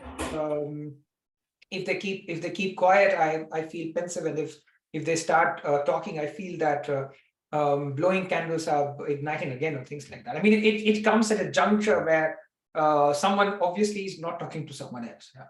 So movies have had music at their behest to help or to further the cinematic narrative. And this is something that I don't find in recent movies, especially with hook numbers and whatever they're called. I don't understand the lingo that they're used for. Item numbers. Item numbers. I don't know what is an item, who is an item in it, and what are they even trying to say? The dancer is the item. Yeah, She's the object. Yeah, there you go. I mean, it's something that I would obviously hesitate to use in the first place. Be that as it may, the point is that there is a parallel existence of this cinema and the music of the film itself. But there are exceptions as well. You cannot separate the music of Ponniyin Selvan from its cinema. You cannot detach the OST of Tal from its movie, for that matter. I mean, Rang De Basanti. Oh, all of these are A.R. Rahman songs. Yeah, there you go. Pyasa. Yeah, exactly. Pyasa was. Exactly. Pyasa also. And talking about item songs, there is this one item song which was, okay, I should not be using that. That was really, really good. And it was Kriti Sanon's Parama Sundari. It had such a beautiful musical value to it, and it was not it did not break the continuum of the movie. It did not do anything like that. There's another example that I can give. It was Pidi Jalele Jigar Se Piya in Omkara. It was used to further the cinematic narrative. Yeah. So RRR did that pretty much. All its songs were a part of the narrative. The song in which NTR is tortured and he is singing there, being tortured, he's singing there, but it has a point of explaining who I am, what kind of community do I come from, what is happening to me. The song puts the torture in context. Yeah, it is very well conceived and very well written. I think this comes from a very long cinematic tradition that we have had in our country. It is the Nataka tradition in which people suddenly break into songs. How do you think it came to be in our movies? It is because Natakas, which was staged on Ram Leela and things like that, or even otherwise, they were called moving theaters. Yeah, I had a conversation. Nataks, things like that. They still exist. They still exist, yes. Even politicians use it for their campaigns. Yes, of course. I mean, Sardar Hashmi used it pretty effectively in the 16s and 70s in his politics, of course. It also has had a very big effect on how we perceive cinematic output. Can you imagine an Indian cinema without having songs being successful? भाई ये picture देखने चला ये but अच्छा कौन से गाने हैं इस फिल्म में? This is probably one of the the first questions that people would ask. And Sanjay Leela Bhansali, I get what you're saying. Sanjay Leela Bhansali has made the music of his films a living, breathing, existing character, Yes. and he finds it really difficult to chop it where they are probably not required. Although I really hope that he finds other ways of chopping his film short and making it more viewable, because his music is that good. I Maybe would get a new not. director, like, Sorry? He has a new editor. New editor, he probably. released a recent music album, which is purely music album, and it's pretty good. Hmm. Yeah. Okay. Also, I think it's called Sukoon. to So on Karthik's point, actually this Nukkad Natak plot point is used by a lot of Indian Hindi films, I should say, also by a lot of other language films, because Kantara also has some influence of that. Kantara. I am so sorry.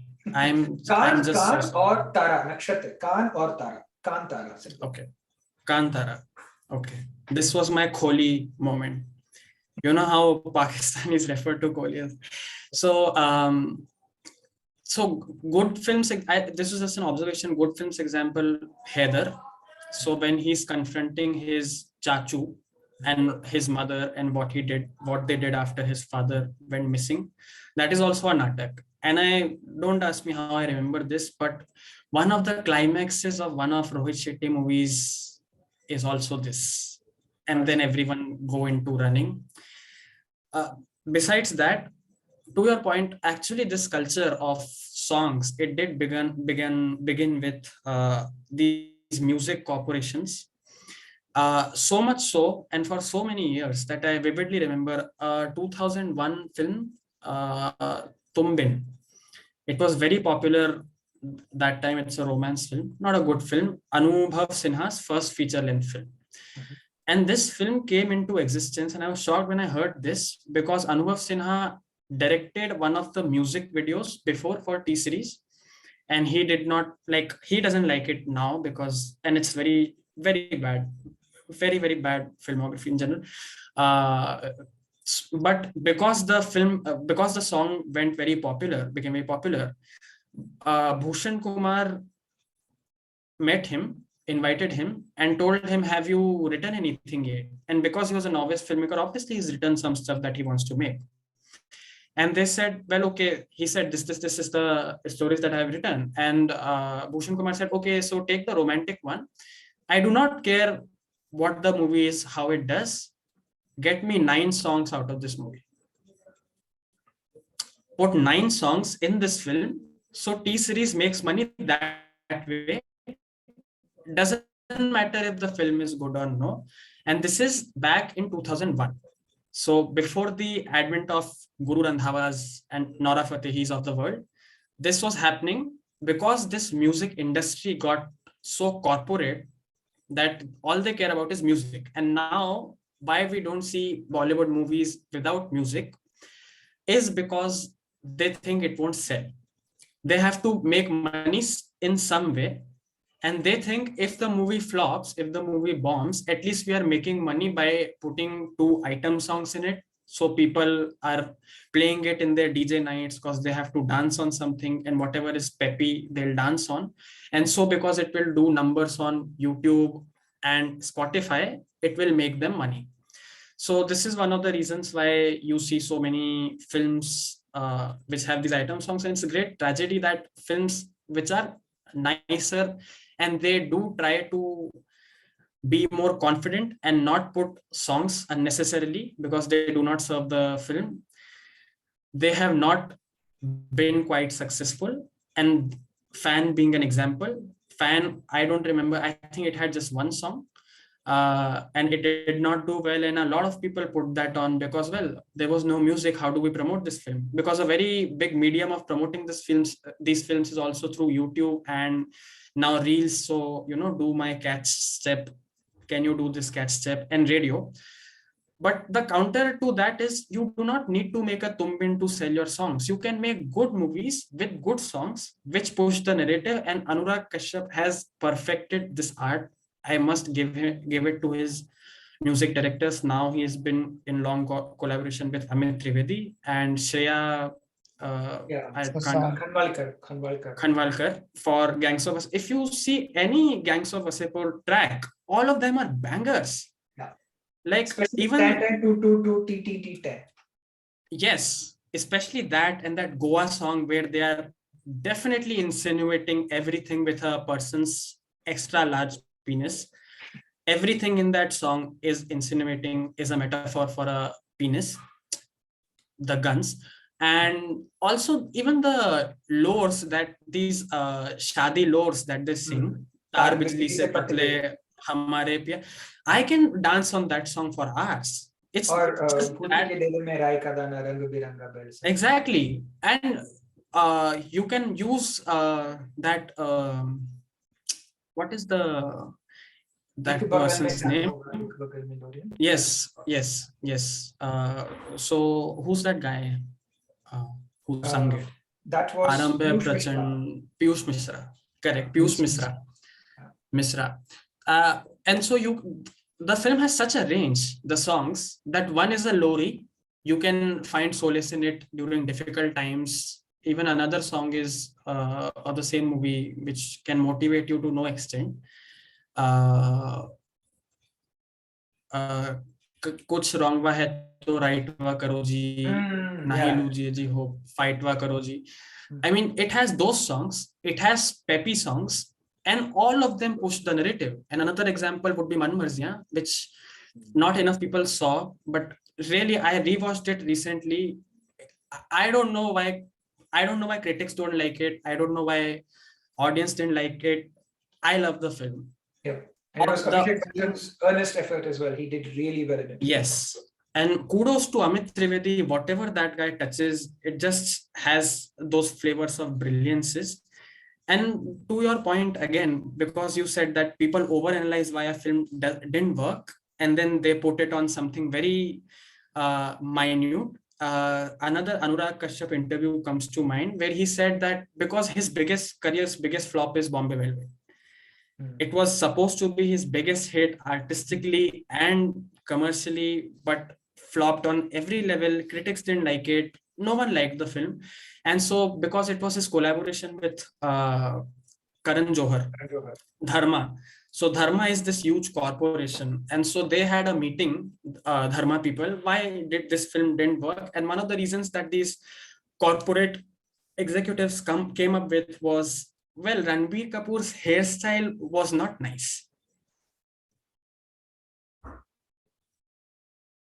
Maybe Anvesh can give him some tips on his hairstyle for the next movie. but his Anurag Kashyap's recent movie is also not that good. Which one is Yeah, it? he's been. Yeah, he needs to get back on track. But Which one is his latest movie? Sorry, I didn't. I think it's a love It's another story. musical. Jay It's a Mahaka. musical. Yeah. Something very bad name also. Okay. It's on Amazon Prime. Uh, so I also wanted to talk about music since we're talking about the relationship between Indian music scene and cinema. And the fact is, we have not been able to disentangle both in any reasonable manner. We've been able to produce, rarely on occasions, we've been able to produce bands like Indian Ocean or the local train or things like that. But we haven't, mainstream music remains, when we talk about musicians, we talk about Bollywood music.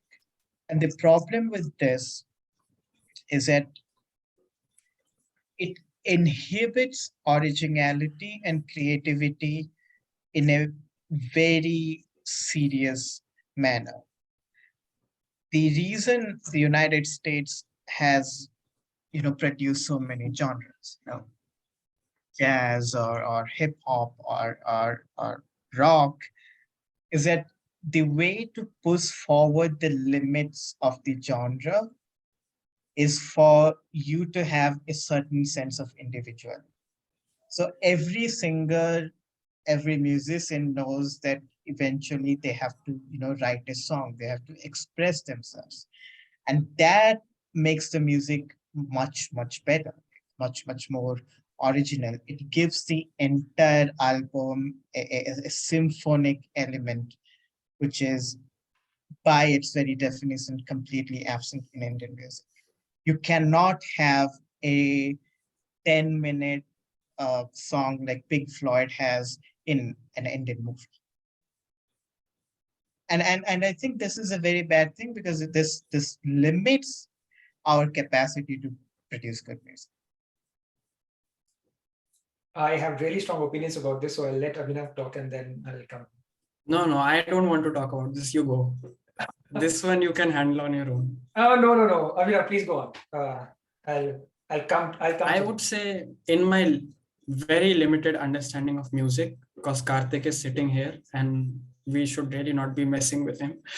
I would say that I am very hopeful for what is going to happen in Indian mainstream scene for a couple of reasons. So many of the recent events suggest that we are making that transition of making rock stars on their own, like superstars on their own, who are just their own band.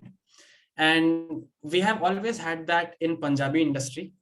Punjabi musicians, they are superstars on their own. Like They still produce it music. They do produce shit music, but the point is, if they can convince someone sitting at home that, see, I have reached here, you can too, and become mainstream, that's a good thing. And so there are good examples also. Let's say the rappers who came out of Dharavi, a lot of it thanks to diss tracks being back and forth diss tracks. Say Raftar made, I shouldn't really say Raftar made Emiway mainstream, because that's not true. But say Emiway, Divine, Nazi, they came, and also Gully Boy was a very big proponent, a very big catalyzer in that, and they have become superstars on their own. I'm not talking about their music, but if you see the guy who won Big Boss this season, he's a rapper and he has gotten pretty big. Shit music.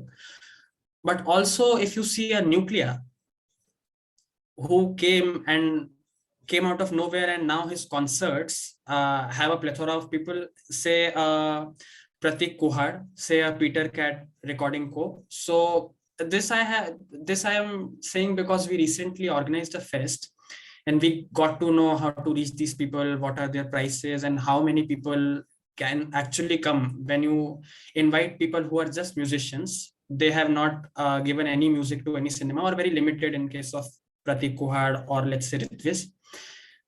These people are doing concerts and they are becoming very famous. And I am very optimistic about India's first, let's say, mainstream rock band pulling in the numbers. I don't share your optimism, Abhinav.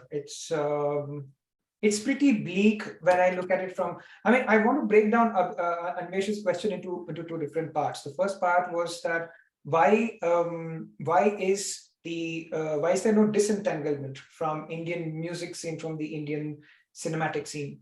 I would say Indian popular music scene and the Indian cinematic scene are not very well disentangled.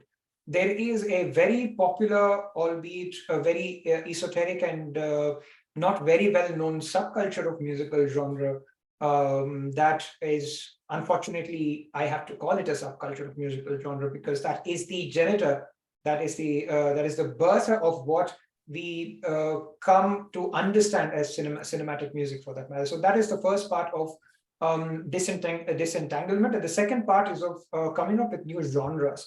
Now, Abhinav spoke about quite a few people, quite a few types of musical genres, and none of them are original Indian.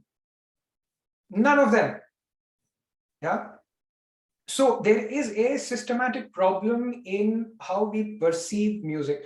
We want Indians to come up to the level that Pink Floyd and Dire Straits and Aerosmith have already set, somehow incorporate it in movies in order for them to be popular, and then expect these musicians to survive without the existence of cinema itself. And I see this as a very unholy mess. I mean, I want to clear a few things out. I cannot expect any new musical output in a country that has made Atif Aslam popular. I mean, it's as simple as that. They still have better music than us, Pakistan. Yeah, no. I mean, what does one mean? So I also hear this. Pakistan's Coke Studio is better than India's Coke Studio. What is Coke Studio? It is just a platform where people come and perform. India's Coke They have Studio. better bands. They're better bands. Yeah, they have better bands. They probably do better music than us. That is because it comes back to the point of disentangle. We just simply do not know how to disentangle our musical genres from our cinematic genres. One exists for another. They do not have an independent coexistence in the popular mass. Mass is the wrong word. In the popular imagination. Yeah, I can name 24 musicians right now who are probably world class, but not many people know because I don't know why. They're boring, they're classical, they don't produce item numbers, they don't make movies. Some of my own personal really good friends, they have done really good work for cinematic music, which is leaps and bounds ahead of what a regular music director making music for a film would produce. But they're not known because why? Because that is just one sarangi which you hear for a few seconds in the background. It may have incorporated some of the most ingenious musical abstractions and ideas that complement the song much better than anything else. But yeah, we don't acknowledge it. Yeah, this is one part. There is another part to it. What about lyrics? Mm-hmm. Yeah. Sure. I mean, rap is a very difficult genre to write words for, and it is its own art, and it has to be respected. I have full respect for Javed Sahab for writing Gully Boy songs. It is just magnificent. But on the other hand, it is Javed Sahab, and therefore he wrote it. Javed Sahab also writes things like शीशे की एक दीवार है जैसे दरमिया सारे सहमे नजारे हैं खोए खोए वक्त के हाय. It takes someone like Javed Sahab to write and understand both of them. I mean, if you want your songs to convey meaning, not musical meaning, forget somebody doing a Ragamalika, doing a Grahabeda, shifting from Todi to Shanmukhapriya or whatever. That is a completely different language altogether. And I don't even expect people to understand this. But even if your lyrics is char bottle vodka, whatever, you cannot expect the musical scene to contribute anything of original. In fact, we should be thankful to we should be rather praying to Lord Ganesha that look, let them please not decay the narrative than they have already. I mean, the biggest blockbuster of the last year was this song from that movie in which Ranbir Kapoor is a Marvel character. Kesariya. Yes, there you go. I mean, you look at that song. That song has a few lines, and every line's last syllable's vowel has been extended. It has 2 musical ideas. It has 3 music. That's it. Nothing more than that. Let's contrast that. I was just telling another friend of mine about this because this RRR Hindi bracket is going on, and it has burnt a lot of bridges and made a lot of enemies. But I want to. I was talking about this to my friend, and I told her that look at this song. Kehna hi kya ek anjan se jo mile. I mean, that song has so many ideas, one after the other: musical, lyrical, instrumental. I think that was the peak when it comes to being able to contribute something original.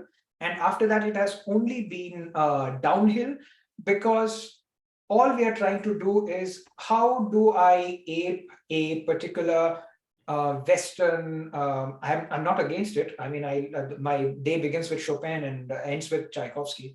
I have nothing against Western music. And in the middle, it is interspersed with, as I said, Aerosmith and Pink Floyd and Dire Straits and Poets of the Fall and all. I have nothing against them. But you, as a creative person, as a creative industry, if your end point is to ape something that has already been established, it speaks volumes of your intellectual bankruptcy. And I'm sorry, I am not at all hopeful, which is why I have stopped listening to cinema music altogether, and I restrict myself to my bubble of classical music, be it Western, Hindustani, or Carnatic. I do agree with you in the entirety. I think the problem that we're facing, well, there are multiple problems that we're facing when it comes to this issue. Uh, one of which is the fact, as you pointed out, the refusal, or the inability to disentangle uh, the music that we have with cinema. The other is Western music, and I think we're not. See, there's a difference between being inspired and aping something. And what we're doing is we're trying to make, like, if hip hop was popular in India, I wouldn't have any problem. But it's not popular in India. What we have is cheap party songs. This is not how hip hop started. This would be laughed at by any, person who actually knows the language of hip hop. So even when we ape, even when Indian musicians ape, they do not understand the language of the genre that they're aping. They're aping the lowest common denominators of that genre. And that is actually decreasing the tolerance of the people to the exposure of the people to this kind of language, which ends up in a loop, and it we produce the same sort of music with that kind of lingo, and people just slap it up because they don't know better. They don't have exposure to better music. They don't have exposure to an actual art form. Plus, we don't have a culture of actually listening to music. Most of the music that we have, by their very definition, of background music, which is not a good thing. I see people blare Punjabi music on the screens all the time. It's background music. That's what it is. With lyrics that you don't have to pay attention to, music that just keep repeating. Culture industry. Abhinav, you had a point. I was just going to ask you what you have said, that we don't have a culture of listening to music. Would you say we, as in not the whole India, but North India? North India doesn't have a culture of listening to music. No, it's the entirety of India, because most of them listen to Bollywood. See, in the West, you have albums, and whether they're good albums or bad albums, people actually listen to the entirety of the album. It's a complete musical experience in that way. And because the albums are made by musicians, even in pop albums, you have flashes of brilliance. You have good music, which are written by people who can actually write, with decent lyrics, decent tuning, decent grammar. Don't have that in India. I would I've we never don't have that seen in India anymore. It used to be the case. I mean, if you wouldn't have had a Lata Didi or a Rafi Sahab, which cassettes. exactly. I mean, even now, if I go back to my home in Mysore, I will find cassettes of entire albums. And for example, there was a movie called was it Taj Mahal? Yeah, where I mean, it's a 1960s movie. One of the first songs I ever heard. एक शहंशाह ने बनवा के हंसी ताजमहल सारी दुनिया को मोहब्बत की निशानी दी है. I mean, people did have a an ear to things. And these things are exemplified, for that matter. I'll give you more examples by Jagjit Singh, Yeah. Mehdi Hassan, Nusrat Fateh Ali Khan, Ghulam Ghulam Ali. Ali. They are not movie musicians, yeah, but people listen to their whole albums. I mean, even now, if our parental generation would have an entire album of Jagjit Singh memorized to their head. Yeah, such things still do exist. I mean, did exist. I'm simply not aware of this happening now. I mean, most of what we listen to is Bollywood music or cinema music. And I must say that, um, see, I don't, it's not about the North and South debate. I don't want to get into that at all. But having listened to Tamil, Kannada, Telugu, and Hindi music, I must say that the quality in the South is notches high. Notches higher. Yeah. I cannot pinpoint it to either a few people, or is it because my own listening preferences have been so attuned to some sound cues that I prefer South Indian musical output more. And I'm talking about pre 1990s. Recently, it's really pretty much the same. There are a countable few who are good. Ilayaraja sir, obviously, Kiravani Garu, obviously, A.R. Rahman, obviously, Sanjay Leela Bhansali, we spoke about, Vishal Bharadwaj, we spoke about, very countable few who, Amit Trivedi as well, who can come up with something which is, when you listen to it and you feel like, wow, ye to maine pehle nahi suna tha. But otherwise, it's a regurgitation of, I mean, we still we still give work to someone who aped the Israeli national anthem. That's the song Mera Mulk, Mera Desh, Mera Ye Vatan, Shanti Ka Unnati Ka Pyar Ka Chaman is the Israeli national anthem. I mean, can more The entirety of his discography is copied. Yeah. Most of Pritam's discography is plagiarized. Exactly. Yeah, and therefore, I really want to see the next Ilayaraja, although it is not possible. It is simply not possible. The man is a genius. I really want to see the next person who pushes the envelope, or who comes up with something fresh, something that sounds grounded, something that sounds Indian, but still agrees with the cinematic grammar that we spoke about. Yeah, pushes the cinematic narrative. I mean, you watch. You can watch any of Ilayaraja and K. Balachandar movies, especially if it has Kamal Hassan in it. The music of that movie is just world class. Of course, we have gotten better with placement of the songs. It seems like a scene is going on, and then suddenly something cuts, and these two people are in Melukote dancing to another song or something like that. Sure, but it did have a narrative. It did have a purpose. We just don't see it anymore. Also, one of the things that Jagjit Singh did is he popularized a form of ghazal which was actually not prevalent before him, which is the incorporation of violin and guitar in particular to ghazal, which if you listen to other ghazal singers of that time, Mehdi Hassan or Parveen Sultan, it's not present in their music at all.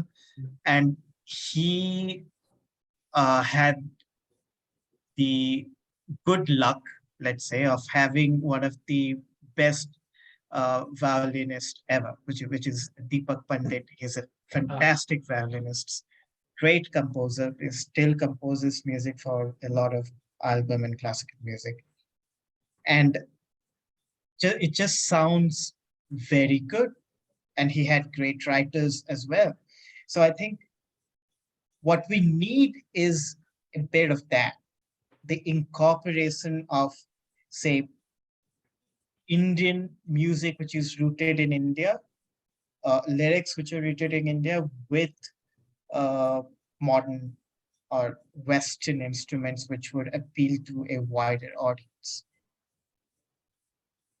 Oh, this is something that I'm yearning to see. So, to say the least. I mean, to be honest, some of Rahman's songs are like that. Very recently, this ARR song bracket had that Kabutar Wale movie ka song. No. Yeah, was it? No. Rockstar. Rockstar was not Kabutar Wala movie. That was. Kon Faya Kon. No. The other song in which Irshad Kamil wrote this Baba Bulle Shah's line, or was it? Yeah, it's from Delhi 6 only, right? नहीं यार, I'm talking about छाप तिलक में एक line आता है अरे हाँ, this is कागा सब तन खाइयो मोरा चुन चुन खाइयो मास दो नैना मत खाइयो मोहे पिया मिलन की आस, which Irshad Kamil changed it to kagare more itni araj, and that song was called Nadan Parinder Gharan. It was an Indian context in an Indian lyric, sung by Indians, movie based on an Indian person in an Indian context. All of it is Indian, but it had rock music in it. The reason why Rockstar's music was so popular was because it precisely did what Anvesh was talking about. I can give you other examples. There is a song called Rehna Tu Hai Jaisa Tu, Thoda Sa Dard Tu Thoda Sukun, in which the first use of the continuum fingerboard was ever demonstrated by Rahman in its last 1.5 minutes or something like that. Rahman did that as well in this movie called 127 Hours, which was the and there was a composition in Rag Darbari. It was called Acid Darbari for some reason. I don't know why.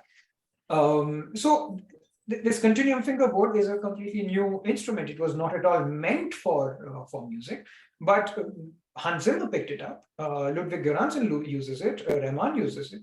There is nothing against using technology which is, I don't know, may have come from the West or the East. Who cares? But is there anything original in your musical output? That is something that I'm yearning to see. I can give another example of this movie called Shamita. I don't know if you know this. This is Dhanush and Amitabh Bachchan in an R. Balki movie in which Ilayaraja is the music director, and it had just amazing songs.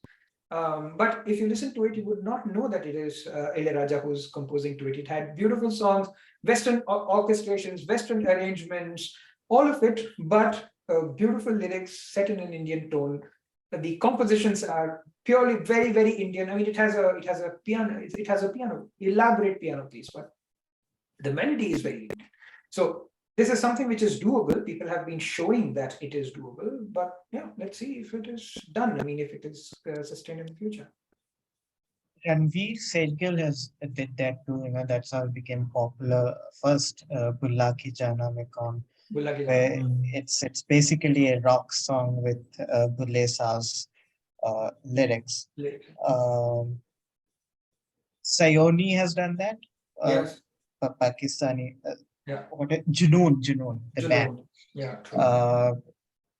All of their albums are very good, and they combine Sufi lyrics with Western music.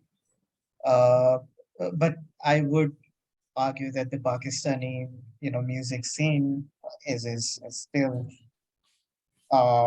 incompatible to the Indian mainstream music scene. It is quite high. That is because you have such low standards.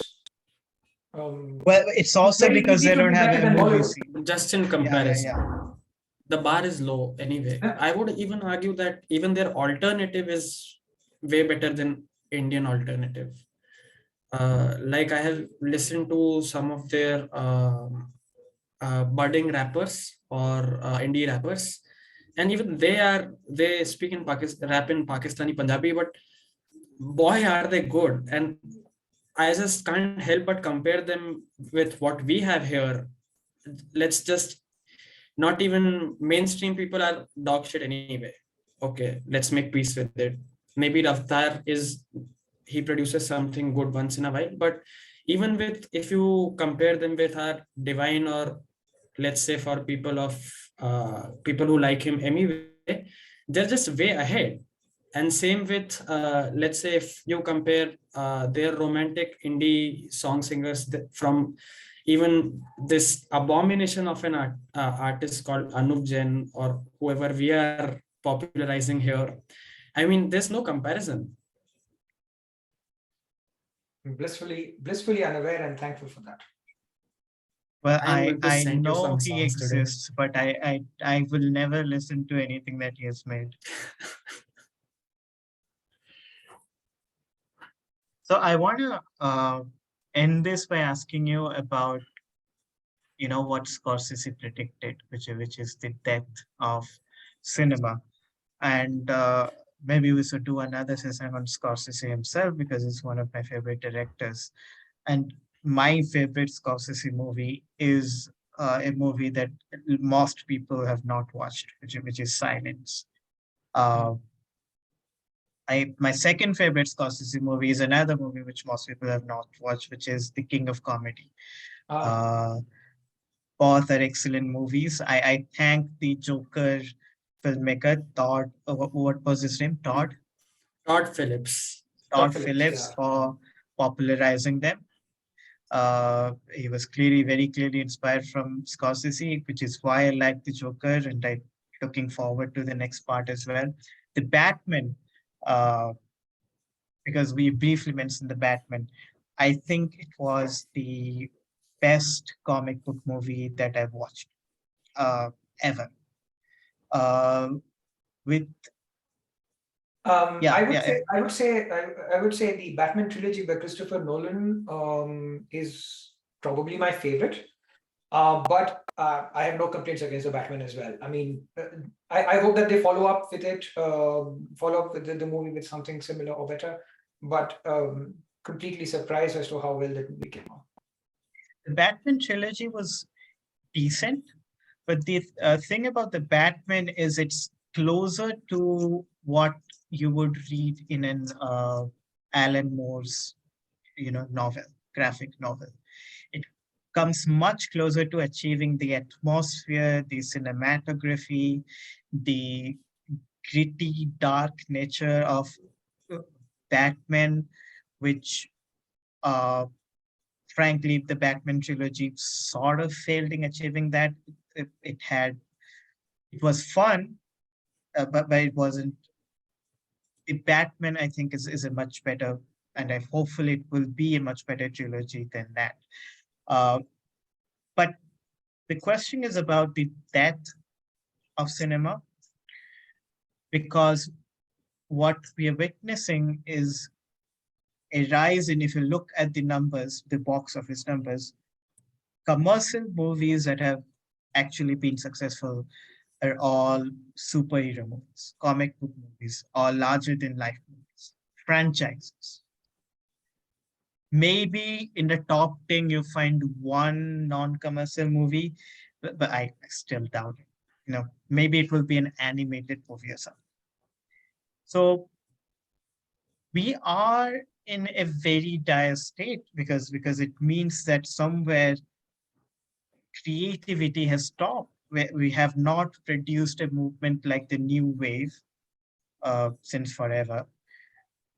What we're doing is what these franchise movies are they essentially the same storyline with slight modifications. What Adorno and Horkheimer would call culture industry. The question is, are we stuck here? Can we get out of here? And if we can get out of here, how do we get out of here? We should start. Okay. Okay. So there's no two ways about it. Cinema is dying. If you read just the headlines of whenever a movie makes money and makes people enjoy the medium of cinema, it is termed as such and such movie saved cinema. So when a Top Gun Maverick arrives and does the kind of numbers that it did, well, Tom Cruise saved cinema. When a Pathan arrives, okay, Pathan or SRK has saved Bollywood. You are saving something because it is dying. There is no money involved, or there is significantly less money to the people who are making these films. Okay, so okay, This is the podcast where I put in a quote and hopefully it sticks with me for the rest of my life. Cinema is dead and Instagram has killed it. Okay, so let's see if it sticks. The reason I say this is, and I can't take credit, I can take credit for the quote, but not the idea. And I saw a very underrated film essay. I think it must have, it has sub 1000 views. So Movie does this competition, which I tried to partake in, but then I just got confused in time zones and couldn't submit my video essay. But Movie does this once in a while, this competition where they ask for your video essays. And because I was going to submit in it, I saw the previous year winners. And that's when I came across this video essay, and it's just masterful. If we can, I would request Anvesh to maybe put the link of this somewhere, because I can't remember the name of the guy, but very intelligent video essay where he argued what Scorsese meant when he said cinema is dying, and why is he taking so much pain in saying this? Because if anyone is trying to save whatever is left of cinema, and what we never got of cinema, is Martin Scorsese. He runs this foundation which restores lost footages, found footages. And I would also suggest this documentary if anyone's interested to watch, Dawson City Frozen Time. And it talks about this massive amounts of film reels, because at that time films used to be shot for good or for bad on reels, and these were at the time very inflammable, so some of them got burnt away, and a lot of them, because of a cold wave, were frozen under a swimming pool, and somehow archaeologists found them, and now people are trying to restore them. So this is a very big deal, because we are getting what was lost. And I have written about it, and I compared this to tachyons. So for the science people, the particles which are supposed to be faster than light, which can, I'm oversimplifying, but which can maybe help us see our past. And these clips that we are getting, no matter in what quality, are tachyons, because we are seeing what we had lost. And that's what Marty is trying to do with his organization. He's trying to restore as many movies as possible. And to be honest, not many people care about it. Why he's painstakingly saying that cinema is dead, and what this video essay very ingeniously explained, was he just showed these Instagram reels that we see. And essentially what we are seeing, or YouTube shorts, is 60-second movies. If we don't like the first 15 seconds of a reel, what do? We are swiping up, something else will come up, maybe something better.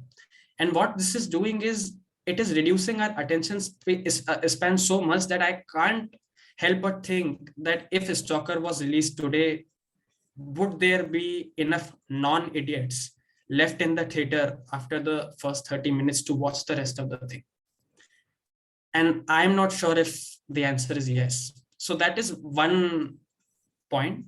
Not just because of these big corporations, obviously these corporations are killing cinema, but it's a bit easier to point fingers at them when we should really be looking at what we are doing. What is our attention span? I mean, people do not watch these long format feature length films. Recently this news broke out that Scorsese's next Flowers of Killers of the Flower Moon may be 4 hours long, and people were so angry about it. I mean, I don't know how many people are aware, but we have had great cinema which was 7 hours long.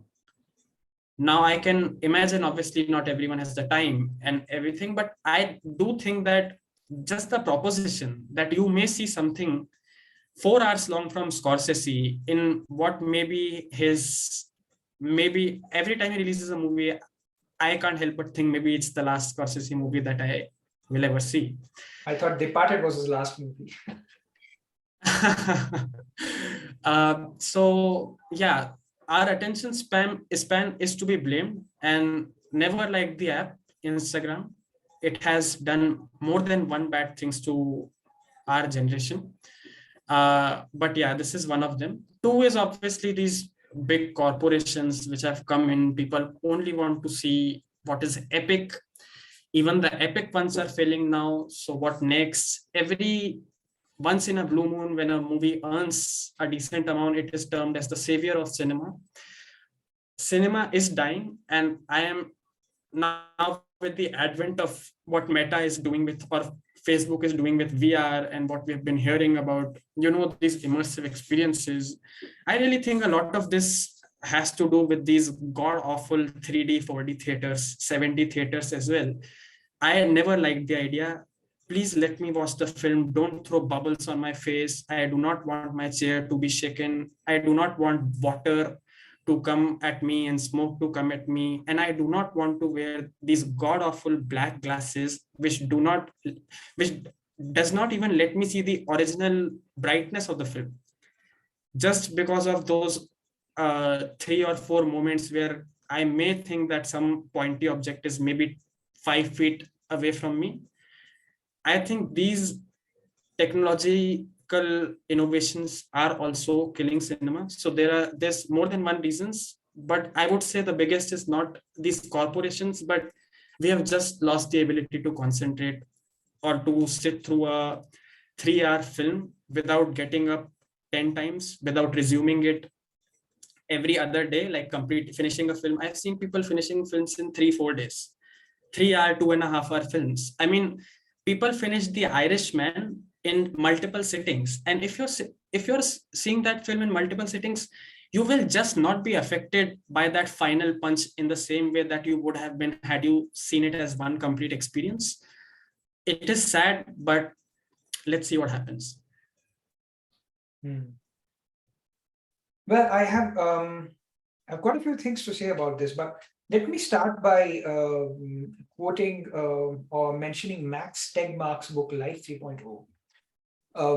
Chat GPT is here, and we are all thinking of artificial general intelligence and all the various use cases that you probably would have imagined of a random chat generator. But the 0th chapter, the preface of Max Tegmark's book starts with this statement: do you think artificial general intelligence is possible? If yes, then read the 0th chapter. If not, go to the 1st chapter. Yeah. And Max Tegmark's first intuition about AGI is a computer that churns out movie scripts. Yeah.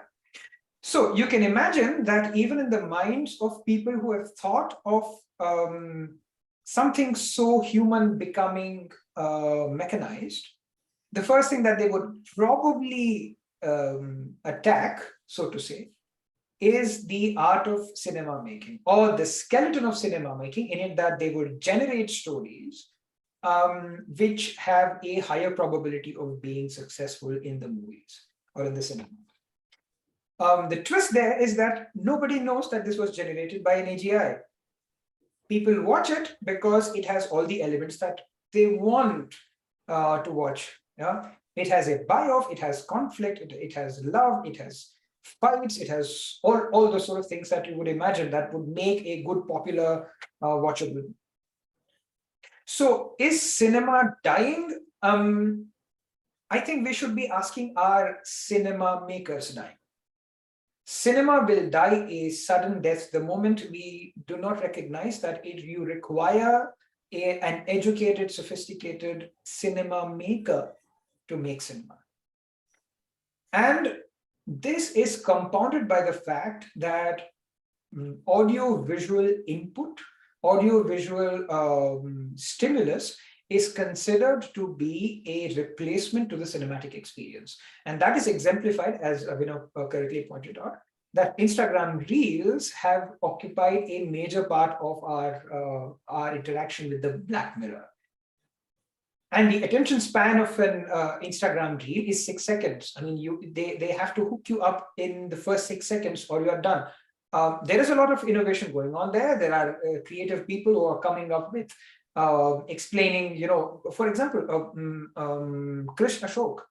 He makes reels about the science of food, which is really interesting. I mean, I find it amazing. But that is not a cinematic output in as much as it is the usage of the elements, technical elements that go into making of a cinema to portray something else or to communicate something else. Yeah, this is one part of it. The other part of it, which is a little which makes me a little optimistic, is that at least for me, a majority of my cinematic consumption has been in terms of TV series. And I don't make a difference between a television series and a cinematic output. I mean, they incorporate the same ideas that would make great cinema. The television series would incorporate the same elements that would make great cinema, but they have the terror, the patience, and the ability to make it even more sophisticated, to dive deeper, to get into those conflicts a little more, to explicate. And I'm saying, I mean, there are good TV series, there are bad TV series. But the fact that there is a TV series and it is catching on popularity makes me think that maybe the cinematic form that we are aware of, where you go to the movies and watch a movie for 3.5 hours or 2 hours or whatever, may be dying, but it is being replaced by by a platform in which the cinema makers have the ability to express the same idea, albeit elaborately, in a 10-part series. So the death of cinema, as I said, is because of the death of the cinema maker. And there is a replacement, so to say, of the cinematic experience, which is in terms of the 10-part or 12-part or whatever number of parts that you see in the television series, the bingeable television series, as you call it. I do not want, I'm a status quoist when it comes to this. I want the cinema experience to remain the way it is. I want, say, Anurag Kashyap to make another Gangs of Wasseypur 3 and 4. Yeah, and I want to watch it in the cinemas. And I also want to watch Family Man, yeah, for example, in the Indian context. I want both of them to coexist. But what I do not want is ChatGPT writing the next super duper hit script. This is where I may sort of have a problem with. You know, Heidegger wrote in his essays on technology that once you implement a certain technology, and this was also a major point of contention by the Frankfurt School theorists, which is the idea of technology, being used in the manner as it is.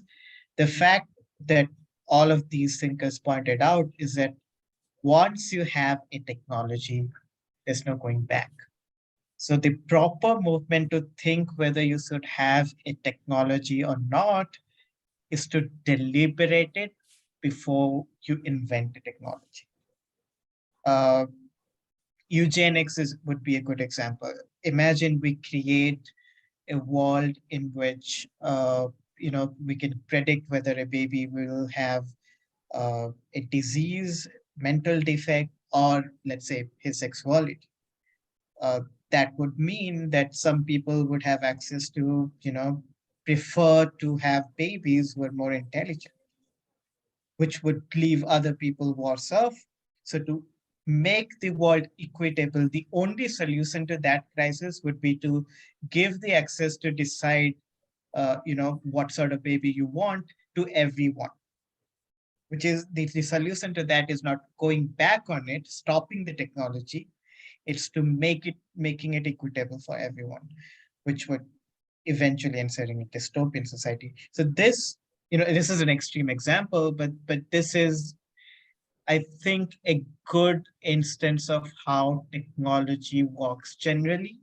So I think the task of, if we don't want that to happen, if we don't want ChatGPT or AI to take over creative arts and make music, we already make mechanized music, then we need to deliberate it right now before we have or before we further develop such a technology. In a sense, since artificial intelligence would feed on data which is already generated, and compare it or moderate it against what tends to become more popular, then I would say we are in deeper, sorry for the bad word, I mean, we are in deeper shit, because ChatGPT would imagine, or whatever artificial general intelligence would imagine, that in this data set, my profit maximization algorithm is to make Atif Aslam screech like a dog and produce something similar on and on and on. So I would say that I agree with you that the equitability of technology is important. Obviously, I mean, otherwise we'll build a dystopian society where there are designer babies and whatnot. But the point is also that before artificial intelligence, general intelligence arrives, we must be in a position where the cinematic taste of the common masses is also better than it is right now. Because But in the eventuality that it is the artificial general intelligence which produces musical output, at least we would want it to be bearable. I mean, yeah, I get what you're saying, but it will be able to produce all kinds of things.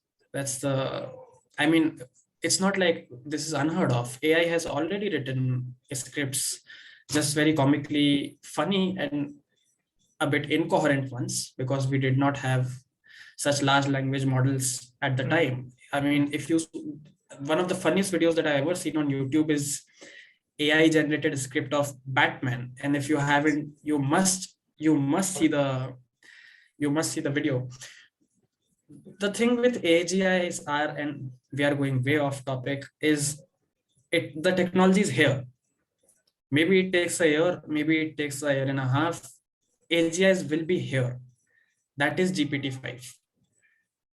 And it is going to come sooner than we are expecting. And it won't just produce, as you said, just masala movies, because ChatGPT doesn't have to earn any money.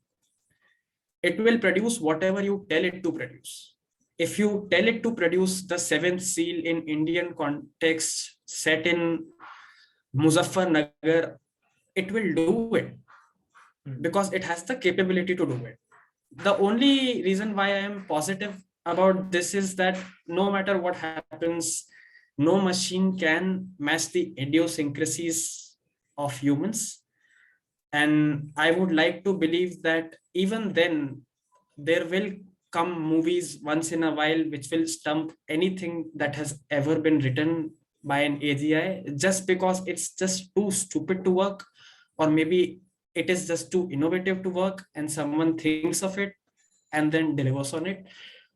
But yeah, I mean, this is scary. And I wrote the thread of Anvesh about this, I think just yesterday, about what inventions or what innovations need to be done. But with large language models, we have put our foot on the paddle as someone coming from the same background and seeing the implications and seeing how easy it is getting to implement these models. Really, there's no going back. It is interesting to see where this leads. It is very, very scary of what changes this will introduce in our worlds. Maybe none of us will have any jobs, or very few number of jobs will exist.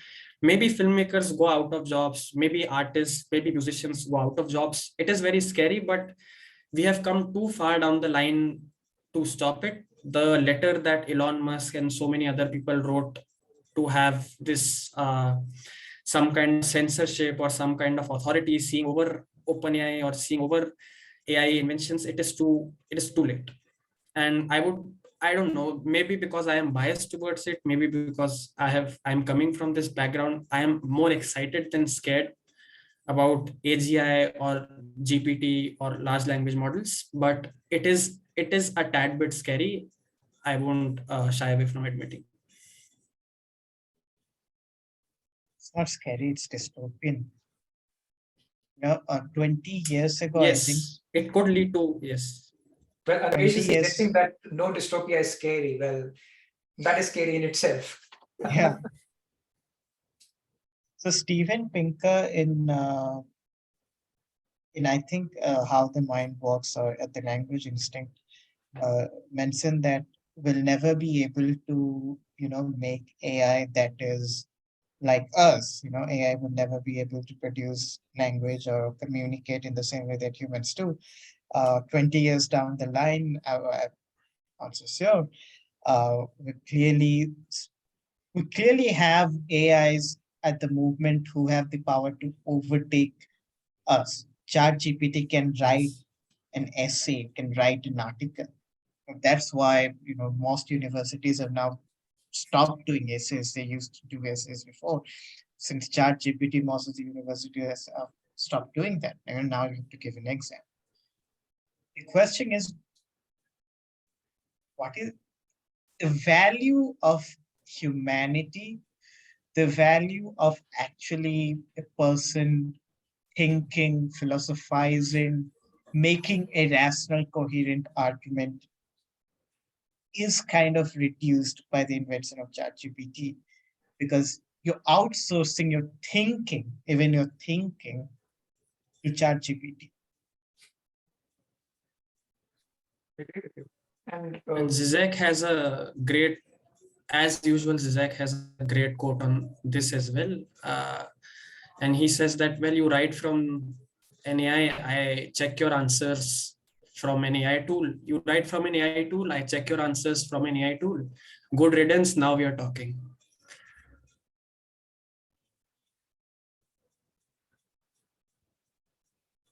What do you think about this, Karthik? Because this is also your I kind of forgot your question. Can you repeat? Just paraphrase. I'll just get it as soon as you say one or two lines. ChatGPT and the effects that it has on humanity. Yeah, I mean, I got scared the moment I read Super Intelligence, Nick Bostrom. That was years ago, and yeah, I must say that I'm the hopeless romantic who wants to listen to Kishoritaya Monkar when I'm longing for someone, or I don't know, go to an Andy Warhol museum and get lost there. And if I'm told that I'll not be needing to do all of that because ChatGPT allows me to replicate it, probably with the ability to say, make someone with the voice of Kishoritaya Monkar sing about me, and it will churn out something, then it is just it is too impersonal. I mean, it just simply is not. It's not the kind of a world that I would want to live in. It's for me, it is that simple. I mean, I'm not hinting anything extreme, but the world would be very, very dull. It would be very, very boring. You cannot.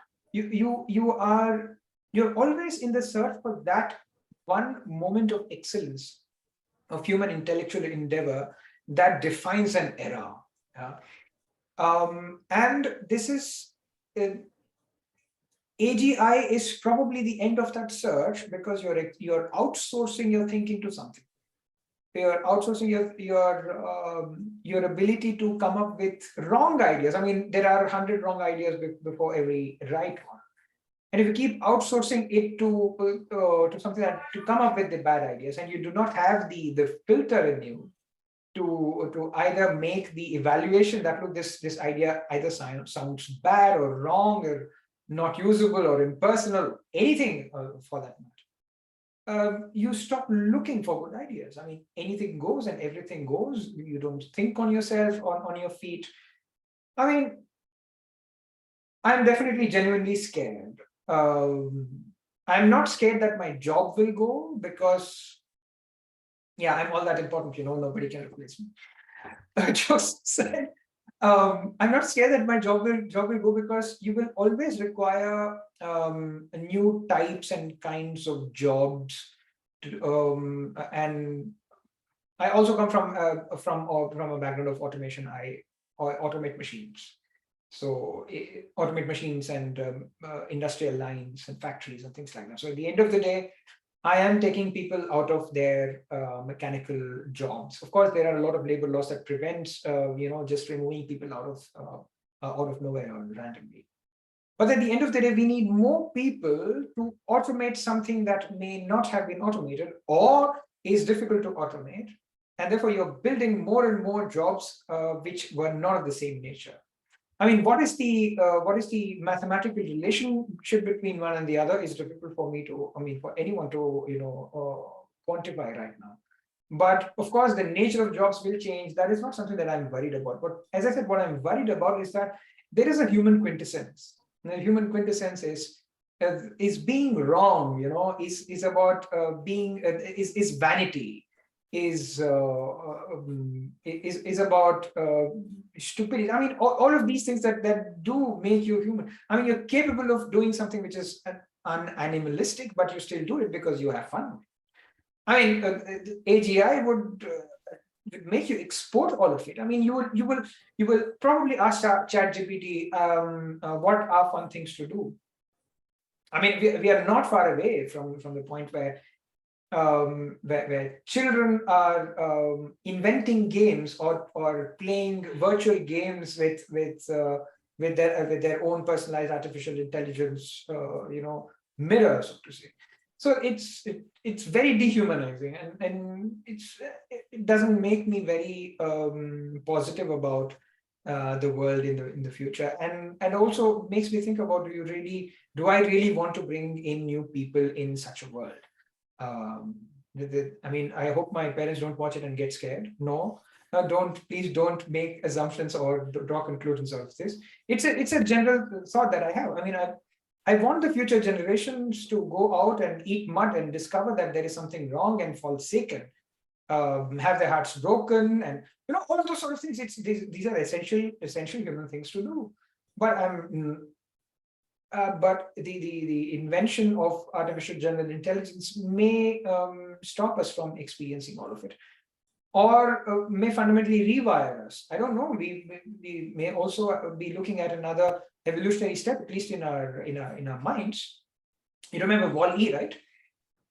Yep. In which entire colonies of human beings are they have lost the ability to metabolize. They are overweight. They are in pads and they cannot walk. And then suddenly, when that character gets down to walk, he can't feel his. I mean, he falls down because he just can't do these things. I mean, it's a very grotesque physical manifestation of what our minds would probably be feeling after a few years or one or two generations of such a dehumanizing shortcut to our brains.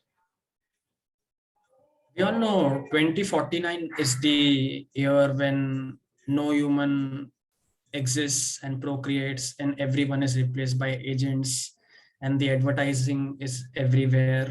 We all know 2049 is the threshold, right? And no tree exists. Okay. Come on, someone get it. 2049. This is the what is that? What is that movie in which there is Matt Damon? No, not Matt Damon. Ryan Gosling. Blade Runner. Oh my God! 2049. Yes, Blade Runner. Yeah, 2049. Of course, yes. Yeah. Okay. So 2049 is the threshold. After that, we are gone anyway. Yeah. Well. You have a friend in Ray Kurzweil. You should start reading. Well, hopefully we've not reached the end of history yet. It is quite dystopian, and I'll have to bring an AI expert on to talk about these things. Maybe we'll talk about these later on too. But thank you very much for doing this. I enjoyed it a lot. And we started from cinema, we ended at AI, which this is how we talk normally. And I hope the Yes. audience will enjoy it as well. Like, subscribe, and let me know if you want more such conversation.